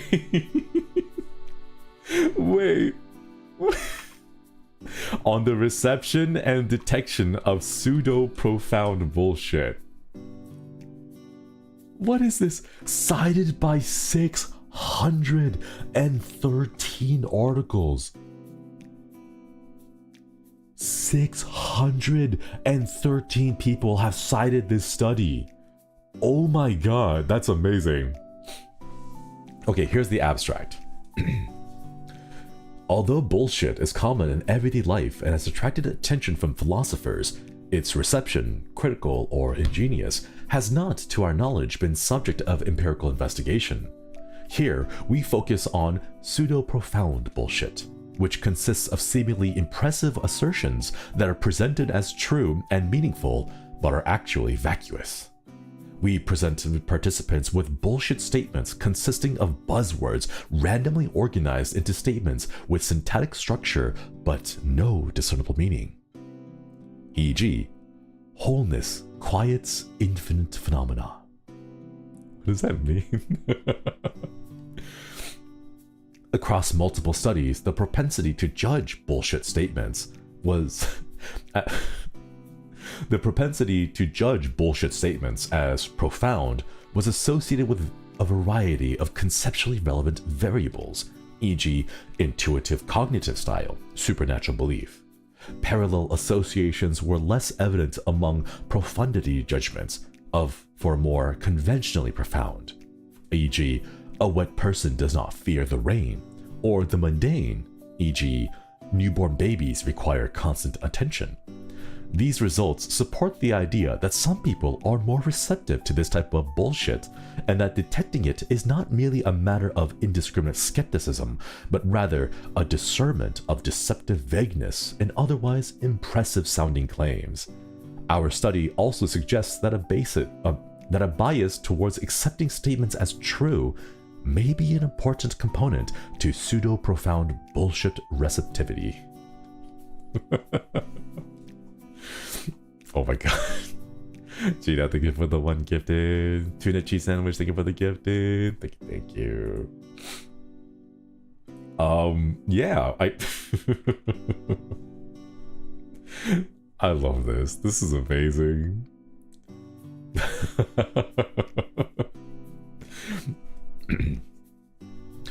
The Oxford Dictionary defines bullshit as simply rubbish, nonsense, which unfortunately does not get to the core of bullshit. Consider the following statement. Hidden meaning transforms unparalleled abstract beauty. Although this statement may seem to convey some potentially profound meaning, it is merely a collection of buzzwords put together randomly in a sentence that retains syntactic structure. The bullshit statement is not merely nonsense, as would also be true of the following, which is not bullshit. Unparalleled transforms meaning beauty hidden abstract. This whole paper is amazing. I just really think like one or two of the paragraphs and it's amazing. Indiebo, thank you for the super. This feels like I'm marking student papers again. bullshit, right? Gamster, thank you for the super. You're telling us these studies remind me that apparently the Romans would pass laws only if the laws were presented, sounded both good when everyone was present sober and when they got plastered. Okay, I think there has to be some kind of a truth. There's got to be a little bit of a truth to that. Like, an idea is great if it sounds good while drunk and sober, you know? If it hits both of those, absolutely amazing. Silent Stormfall, thank you for the 13 months. BRB on my way to write a paper about the HOLOSTARS to try to get a Nobel Prize. Let's go! That'd be so cool. Like the influence of like HOLOSTARS-EN on like the general public, and like it's a study, it's a research study that asks like 100 people, hey, do you know about HOLOSTARS-EN? And then like all the responses are written down, and you get answers like, what? Huh? No, not interested, sorry. I don't have time for this. What are you talking about? Like, those are all the responses that you get from it, you know? Robert Ducky Fairy, with the 5 months. Listening to you and reading Ig Nobel Prize gives me motivation to write my thesis. Wow, let's go! Let's do it, let's do it. A super low voice, yeah. Super low. I don't think it's as low as... Who's that guy?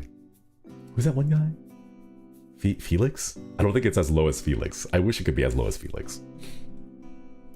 What is very short? I have no idea. I don't know. I think it would depend on what it is. Like, what it is that you're measuring, you know? Gina, thank you for the 5 gifted. Thank you. Can we get some hearts in chat? Who's Felix? That K-pop star. I think. Are you Korean? No. I am Xeno-Korean. A true vertical guy. Stray Kids, that's him. Yeah, sorry. I've been out of the K-pop field for a long time. So how are you aware? Because I keep getting random Felix like fan cams on my For You page every now and then, like once a day, you know? And I'm like, who is this guy? Why does he sing so well? Man, his voice is really nice. Like that, like in my head, you know, that's how I know of him. I don't know anything about Stray Kids, but like that's just basically, you know, like what I get. But yeah.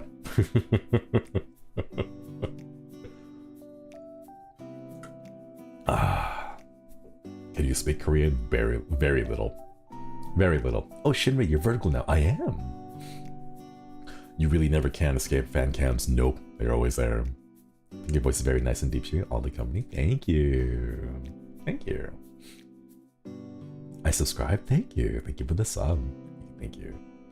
Shinri Oppa. No. Shinri Oppa. No. Shinri Ajoshi. That's... I'm too old. I'm too old for Oppa. I'm too... Question, can you be horizontal and vertical? I don't think so. I think it's like it's an OBS setting that I have to do. I'm not sure if I could do both at the same time. You're not old enough for Ajusi? Wait, no, I'm pretty sure that oh no, not the Ajusi. I think one of my friends was talking about that and they were like, Ajusi? And they're like, no, the Ajusi. And I was like, no. No, don't ever, please don't ever say not the Ajusi. Never say that again, you know. it's worse than the Ajusi, you know. But no, I was like, no, you are forbidden from ever saying that ever again. Don't say that. Skyliner, hello, thank you for the super. Anyways, have fun. Remember, you are not an NPC. No, I hope not. I would be kind of sad if I was an NPC. I've seen so many like videos like of like, okay, chat, have you seen those like animations or like the comics of like what life is like if you were a Skyrim NPC and like the player character is a speedrunner, you know? And like all the glitches that they do and like how fast they teleport around, or like maybe you're just like an NPC living in Legend of Zelda, right? And the Link comes inside, busting down your home, and then breaks every single pot you have in the room, and then just steals all your money and then runs away. And it's kind of like that was savings for a child's college, you know? I was just starting NPC, but they always have those, and they're really great. Because like you never think about it, like what must life be like for the NPCs to see how you play a game, right? Like imagine like when I play, was it Starfield, you know, and I went around just stabbing people with the little knife. Like what was it like? What would it be like to be an NPC, to be like, hey, did you guys hear? There's a guy going around the galaxy just stabbing people. Like guns can't stop him, bullets don't stop him, he just goes and stabs everyone. It's like, what, are you serious? Like, yeah, he just straight up runs and stabs you, you know?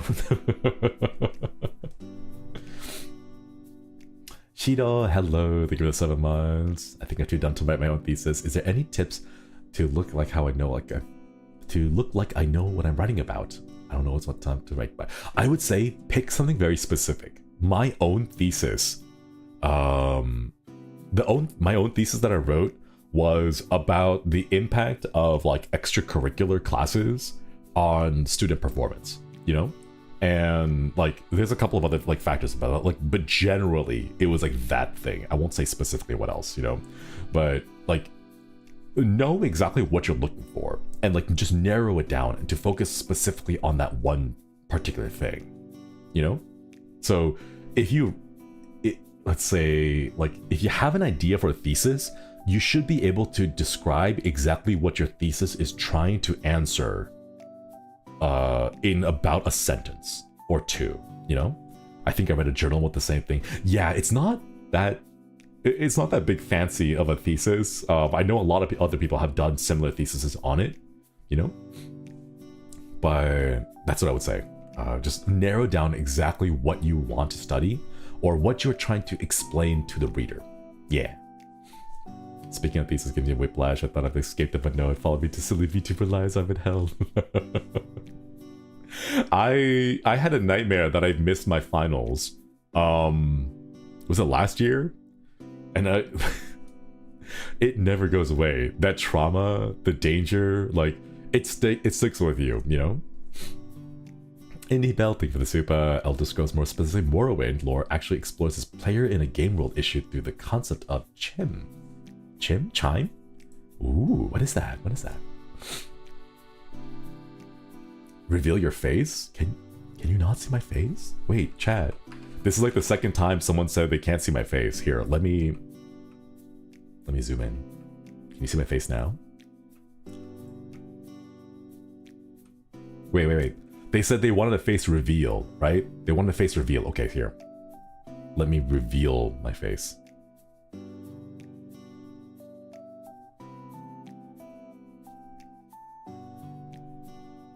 Is that enough of a reveal? I don't know if that's is that what you wanted?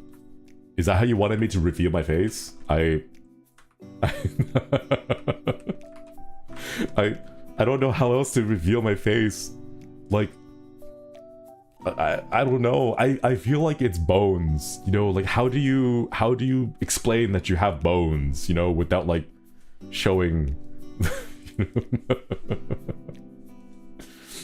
the only face reveal that matters. Right, hang on. Maybe it's different if I go from the other side, you know? Like,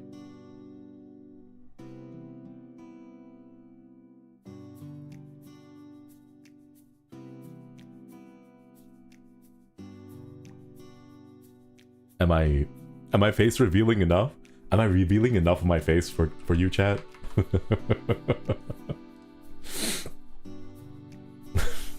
Thank you for the super Peekaboo. How about a Pudika face reveal? Oh yeah. Here. Whoa. Okay. I wonder if this will show. Like, oh wait, no. Oh no. It's like it's gotta be like this, right? It's gotta be like this, okay. And then big, so it can.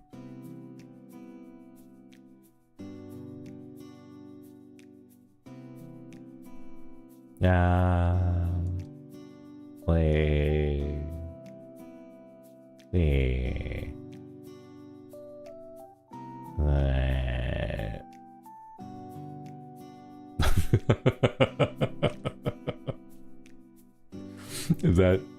Was that enough? I don't know. Was that enough of a reveal? It's funny because I started watching you while I was writing my thesis last year. Let's go, Genius. I hope you defended your thesis well. Thank you for the super Gendaces. Thank you. Do your eyes glow in the dark? I don't think so. I haven't tested that out. I feel like it would be very difficult to see the dark if your eyes glowed because that's how your eye sees. And if your eye is shooting out light photons, then it's hard for the light photons to like get into your eyeball, right? Blank, thank you for the super. When you go.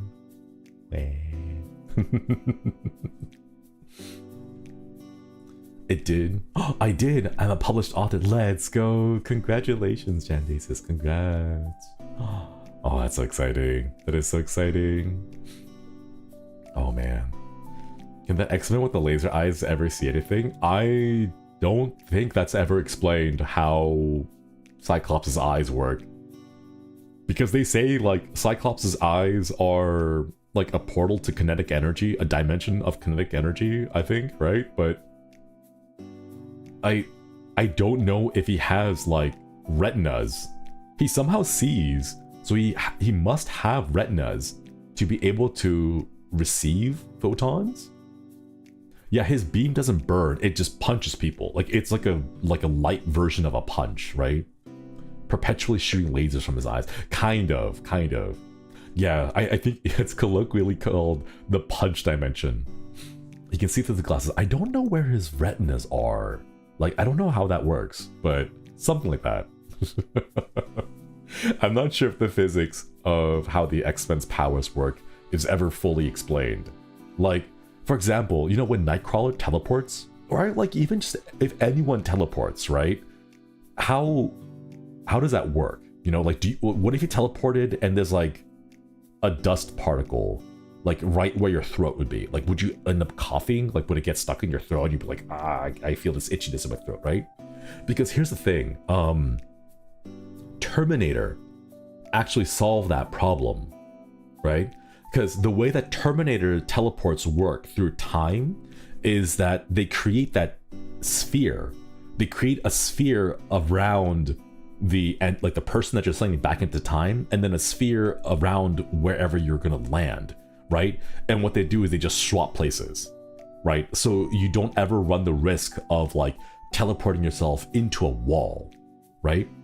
So like so what they do is they like carve out a chunk of space and then they just swap them, right? That's why like when the first Terminator like teleports into the past, right, like it rips out a chunk of the car around it. Like that's how they do it, right? So like it doesn't have, you don't have to worry about like accidentally teleporting into a wall or teleporting into another person, because it just rips open the area, pulls it away, and sticks your like sphere area in there. What if two spheres collide? I don't know. I don't think we've ever seen that kind of effect, how that works, you know? Terminator's time travel effect is so cool. It is pretty cool. Nightcrawler pops into a nearby hell dimension while time moves slower and travels through that. Oh, is that why he needs to have some kind of wait, does he need line of sight? I don't think he needs line of sight, right? I think he just needs to like be aware of what the destination is, and not necessarily needs line of sight. Because I think he was able to teleport through walls to like save his friends. So yeah, I'm fairly certain Nightcrawler does not need line of sight for that. To prevent telefragging, yeah, exactly. But man, line of sight is safer, but he doesn't need it. Ah, I see. That does make sense. That's kind of cool though, man. I want to like study just like the silliness of the physics of superpowers or mutant powers, or just like things, you know? Aaron Rosas, thank you for the super. Gotta work broocher for a couple of hours. Thank you for the company, and I trust your vape choice. Thank you. I don't know who's streaming right now. I might be in one of the JP Senpais. I'm probably raid. Like, I think, for example, like the Flash, you know? His power is like super speed, but that's a very, very oversimplification of it, because super speed comes in many different ways, you know? Like, there are people who have super speed because they just move fast, like physically they're just able to like run really fast, right? And then there are other super speedsters who move fast because they're able to slow down time, right? Yeah, for the Flash and the rest of the Flash family, they use the Speed Force, right? And the Speed Force provides you the explanation of, you know, like, oh, why does the Flash not burn up with friction, you know? Because the Speed Force protects them by providing like a little physical barrier around them, so that they have near zero friction or something like that. Like I love like the little explanations that they come through, you know? P, think of the super. Shinri, you were actually one of the reasons why I managed to finally complete my master's degree. Found you through a clip where you said you had 2 master's degrees and that helped me refocus. Oh, ooh, let's go. Congratulations. Oh my goodness. Let's go. We have some smart coins in here, master's degrees. Yeah. That's so exciting. Thank you so much for the super. I hope you make good use of it. Use your knowledge for education and helping people, and occasionally mischief as a treat. That's so cool. Oh my gosh. Man. Hakazunga Menchi stream? Okay, we might not be able to rate into that because I don't think I'll be able to see the waiting room, unfortunately.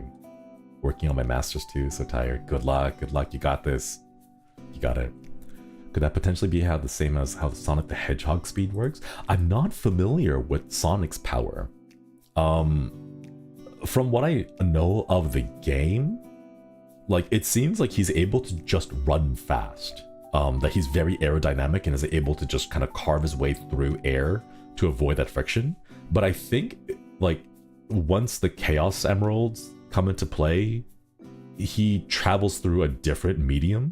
So like I'm not fully aware of exactly what that like power is, you know, like what the physics is. His atoms move differently, he just goes fast. Something about his like he just has like innate energy or something like that, right? He just is speed. And I don't know, like, okay, like I think some of the cool stuff like super strength, you know, or super durability, like the whole thing about like, oh, would it be possible for Superman to catch a falling plane and like slow it down enough that he could land it safely? And like the answer is like yes, but it's incredibly difficult to do so because Superman at his size compared to that of a falling plane, the speed that the plane is going through, Superman would act like a bullet. Like so much force would be concentrated on his hands that he would just pierce right through the ship or the airplane before he's able to actually stop it. You know, like because of just how much mass there is moving on the plane, like he would have to do it but very slowly. Like he would have to speed up to the same speed as the plane and then gradually slow down, or else he risks his hands just piercing through the metal and then just ripping through the plane, you know? So like, yes, he can, but he needs a lot of time and a lot of space, a lot of distance that the plane has to fly through in order to slow down the plane enough that he can land it safely, you know? If he just rushes to it to try to like stop it entirely, he just rips right through it. Kind of like that one scene in Invincible where the subway train is flying really fast and then Omni-Man is holding Invincible in front of him. Like Invincible and Omni-Man's body are so small that when the train hits them, like so much force is concentrated into that tiny area that he just rips right through them all, you know? So like, I don't know, like I think it's really cool to think about this kind of stuff, just like this physics of how a superpower would work, you know? Like, I don't know, it's exciting, it's kind of fun. Like, for example, I know people have theorized, you know, what would be the best way to kill Wolverine, right? Like if Wolverine's healing factor is so powerful that he can avoid, like he can survive getting shot, right? Like he gets shot in the head and he goes down, but then he heals up and the bullet comes out, right? Like what's the best way to stop Wolverine, right? And it's like, I think someone theorized that the best way to stop Wolverine is actually to destroy his brain, because what you're killing isn't Wolverine's body, but you are killing his memories. Because the idea there is, yes, if you destroy his brain, he will regenerate the brain. However, you cannot regenerate memories, because memories are the connections between your neurons in your brain. They're not like a physical thing you can regenerate. So he will regenerate the neurons, yes, but he cannot regenerate the connections between the neurons, you know? Wasn't that a film theory? I believe so. I think a lot of people have theorized that that would probably be the best way. But the adamantium skull, okay, that would be an issue, you know, that would be like problem 1 that you have to get through first, right? But like, assuming you could get through that problem of the adamantium skull, the question after that is how do you destroy him, right? And the idea is to attack the brain or something like that, you know? Didn't Omni-Man die to the loss of the major orchid? Maybe? I don't know. Like, it's hard. It's hard to explain or like really think about it. Like, I know there's been a couple of comics where, for example, Superman was shot by a kryptonite bullet, right? So like he gets shot by a kryptonite bullet. In some comics, depending on what the writers need, Superman will just die. He just straight up dies, right? Other times he'll get shot and he survives, but people are not able to help him out because his super healing will seal up the wound and lock that kryptonite bullet inside him, perpetually poisoning him, you know? So like, it kind of depends on the writer, it kind of depends on the series, but at the same time, like, just the idea of thinking about like, oh, yo, how would that physically work, you know? It's kind of like a really fun thing to think about. You're live, I'll out for it. Yeah, I take my money. Thank you for the super. Thank you. This is gonna be a short little vertical stream. This won't be for too long. Should have parried the bullet. You can't. He can't parry the bullet though. The bullet is tipped with kryptonite, you know? If he tries to parry the bullet will just go through his hand, you know? Wouldn't the bullet pierce? Exactly. Yeah, it would still pierce. Also, hello Ruse. How is it going? How are you? Hope your flight was good. Hope you're settling back into a nice routine. But he can throw a rock at it.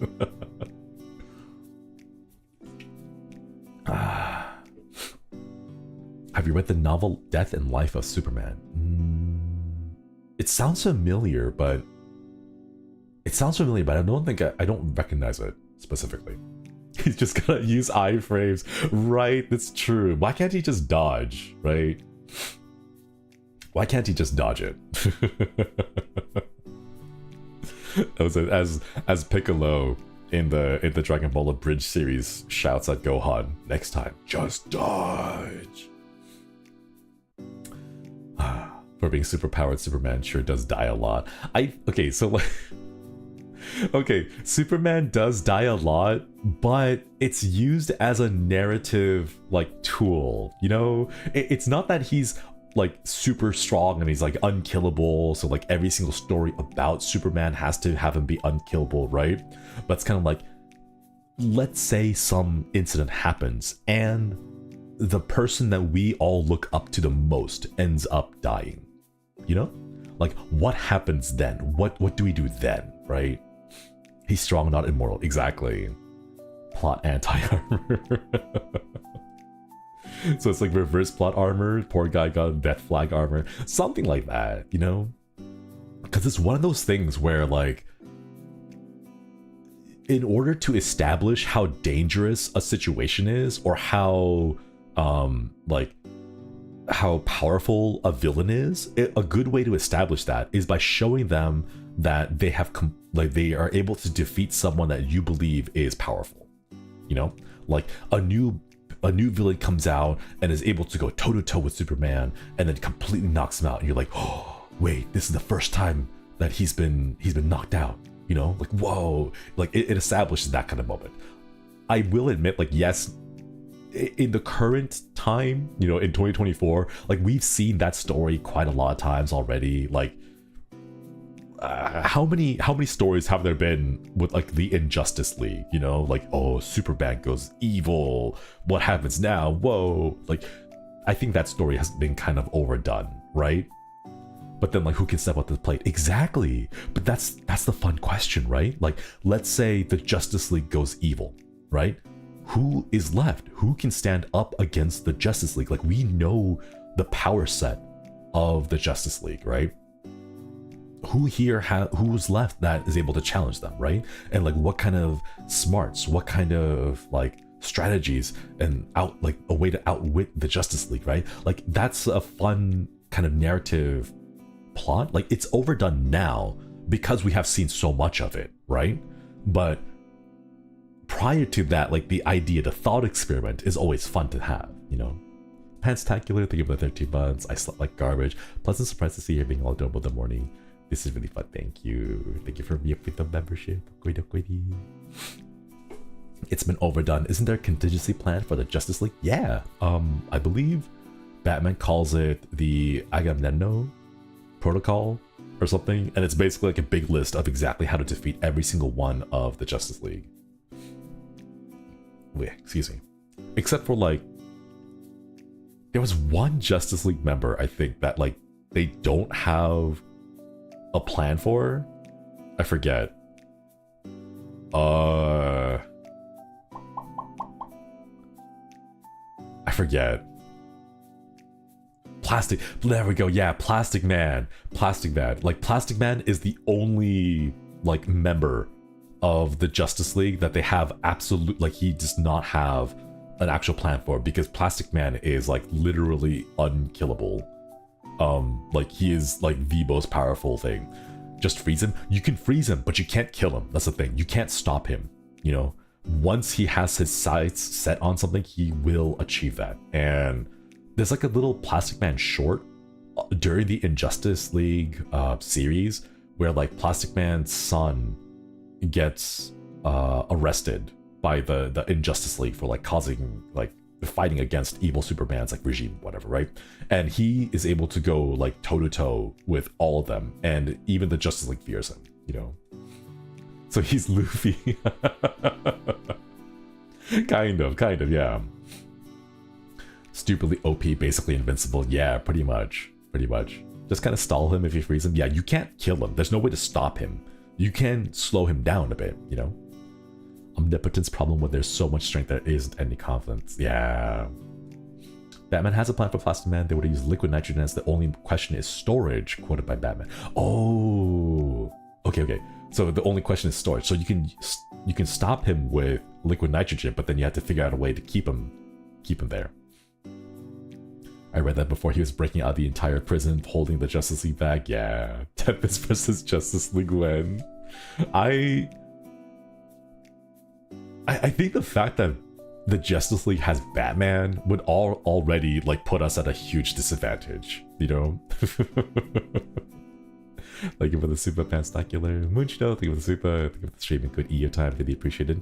Nice waking up to this, sleeping in. And thank you for the motivation to study and support. Let's go. Turn him into the Terminator T900, freeze him and throw him into space. Zeros, thank you for the super. Thank you. Tempest only has one collective brain cell. This is true. Sometimes it really does feel like that. Gonna need Battle's max lock to turn on the time. I've seen a lot of those like crossover comics, like Batman versus the Teenage Mutant Ninja Turtles. And I know like they never end up actually fighting. Like they never fight and duke it out to the end, right? Like Batman fights against the Teenage Mutant Ninja Turtles, but the fight was mostly just like a little misunderstanding, because they're like, who are you guys doing? Like, what are you guys doing in my city, right? And then like the turtles are like, whoa, this guy's like dressed up like a bat. He must be like one of the like Shredder's like henchmen or whatever, right? And this is where my parents died, Raphael. Cowabummer. I remember that meme. But like they only fight like once, you know, they only fight once, and it's mostly because of a misunderstanding, and then they realize, oh wait, we're actually on the same side, sorry for fighting at you like that, let's team up together. And then they do this really cool like tag team duo thing, like I guess not technically a duo thing because it's like 4 turtles and 1 Batman, you know, but like they do the whole like group up together thing, and they like do like really cool stuff, you know. Wasn't there like one where like, I think this was in Marvel, not DC, I think it was in Marvel, where Colonel Sanders, I think, is like a multi-dimensional traveler? Or is it multi-dimensional Colonel Sanders from multiple dimensions all getting together and fighting? Something like that. There was one comic where Colonel Sanders is like a mutant, and he's like, he has like multiple variations of them. Yeah, the Colonel Sanders from KFC, that one. I think it was a Marvel comic actually, not a DC comic. Yeah, the KFC guy. Have you read The Punisher and Archie comics? I have not. No, not those two. He has to keep the recipe secret somehow. He went through a training arc. That's like the fiercest pirate of the seas being Captain Crunch. Something like that. I forget what it was. Oh gosh, no, I'm pretty sure there was. There was like a comic where like... I can't remember. My brain's not working to this one. I love the fact that in the DC universe that Santa is OP. DC and Marvel. Like in Marvel, Santa is an Omega level mutant. Like Santa is considered to be a reality bending Omega level mutant. And like you cannot win against Santa because Santa is like incredibly overpowered. But yeah. Imagine if he hallucinated the comic. I wouldn't be surprised. I've seen so many memes and so many like silly things just online that I don't know if what I saw was real, or if it was a meme, or if it was a combination of a thing that I hallucinated was real but was actually inspired from a meme. The comic was done by DC. Oh, I see. But wait, are mutants a thing in the DC universe? Built like Santa from Rise of the Guardians. Yeah, I'm still thinking about the super to counter Batman's pure skill and plan. I say Battle's max luck could easily counter that. You could counter Green Arrow. Who else is fighting who? I feel like if I fought against the Green Arrow, it would kind of be boring because we'd just be trading arrows, you know? Like I shoot an arrow and then he shoots an arrow and then we just catch it and then we just send it back. Like, I mean, I guess I would compliment them on like the craftsmanship of the arrow, and like on one of the arrows I'll like write a note and like write down like, hey, can you send the punching glove arrow? Like I really want to see if that's real or not. Right, and then I'll write that message on an arrow and I'll send it over, and then he'll see it, but like, seriously, okay, fine, right? He puts the punching glove arrow on there.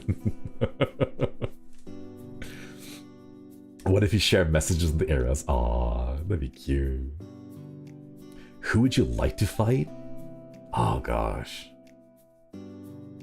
If I had to pick who I wanted to fight, I think I kind of want to fight Mysterio, but the movie's rendition of Mysterio, not the comics version of Mysterio, because the comic version of Mysterio is kind of goofy. He's not that dangerous in the comics, you know, but the movie version of Mysterio, I really like the hallucinogenic, like psychological attacks that he has with Mysterio, you know. That's what I would say. Yeah, the fishbowl. I think, like, I don't know, I think it's just really cool. Like, just the way that they use technology to, like, create those illusions, I think is really cool. You know? Should we be more like John Constantine? Oh, God, I wish. So he's like Scarecrow in that regard? Kind of. Scarecrow is more psychological, whereas Mysterio is more, like, tangible, in, like, the physical world, you know?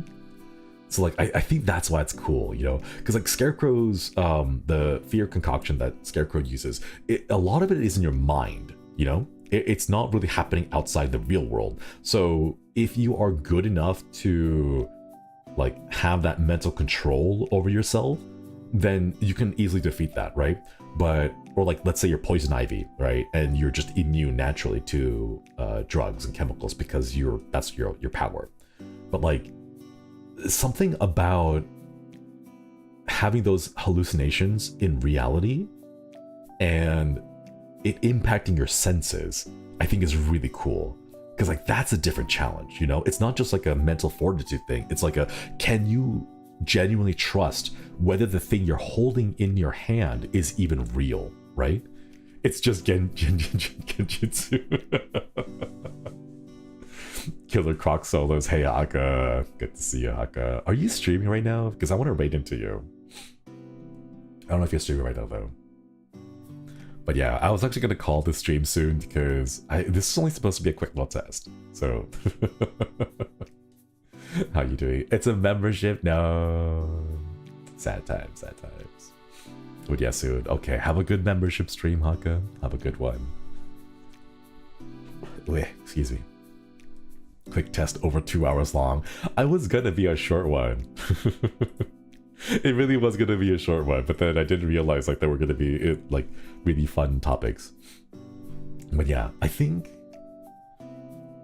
we'll do more. I kind of want to have it be a bit more like very specific. Like we'll like pick a couple of those Ig Nobel Prize and just kind of go through those, you know.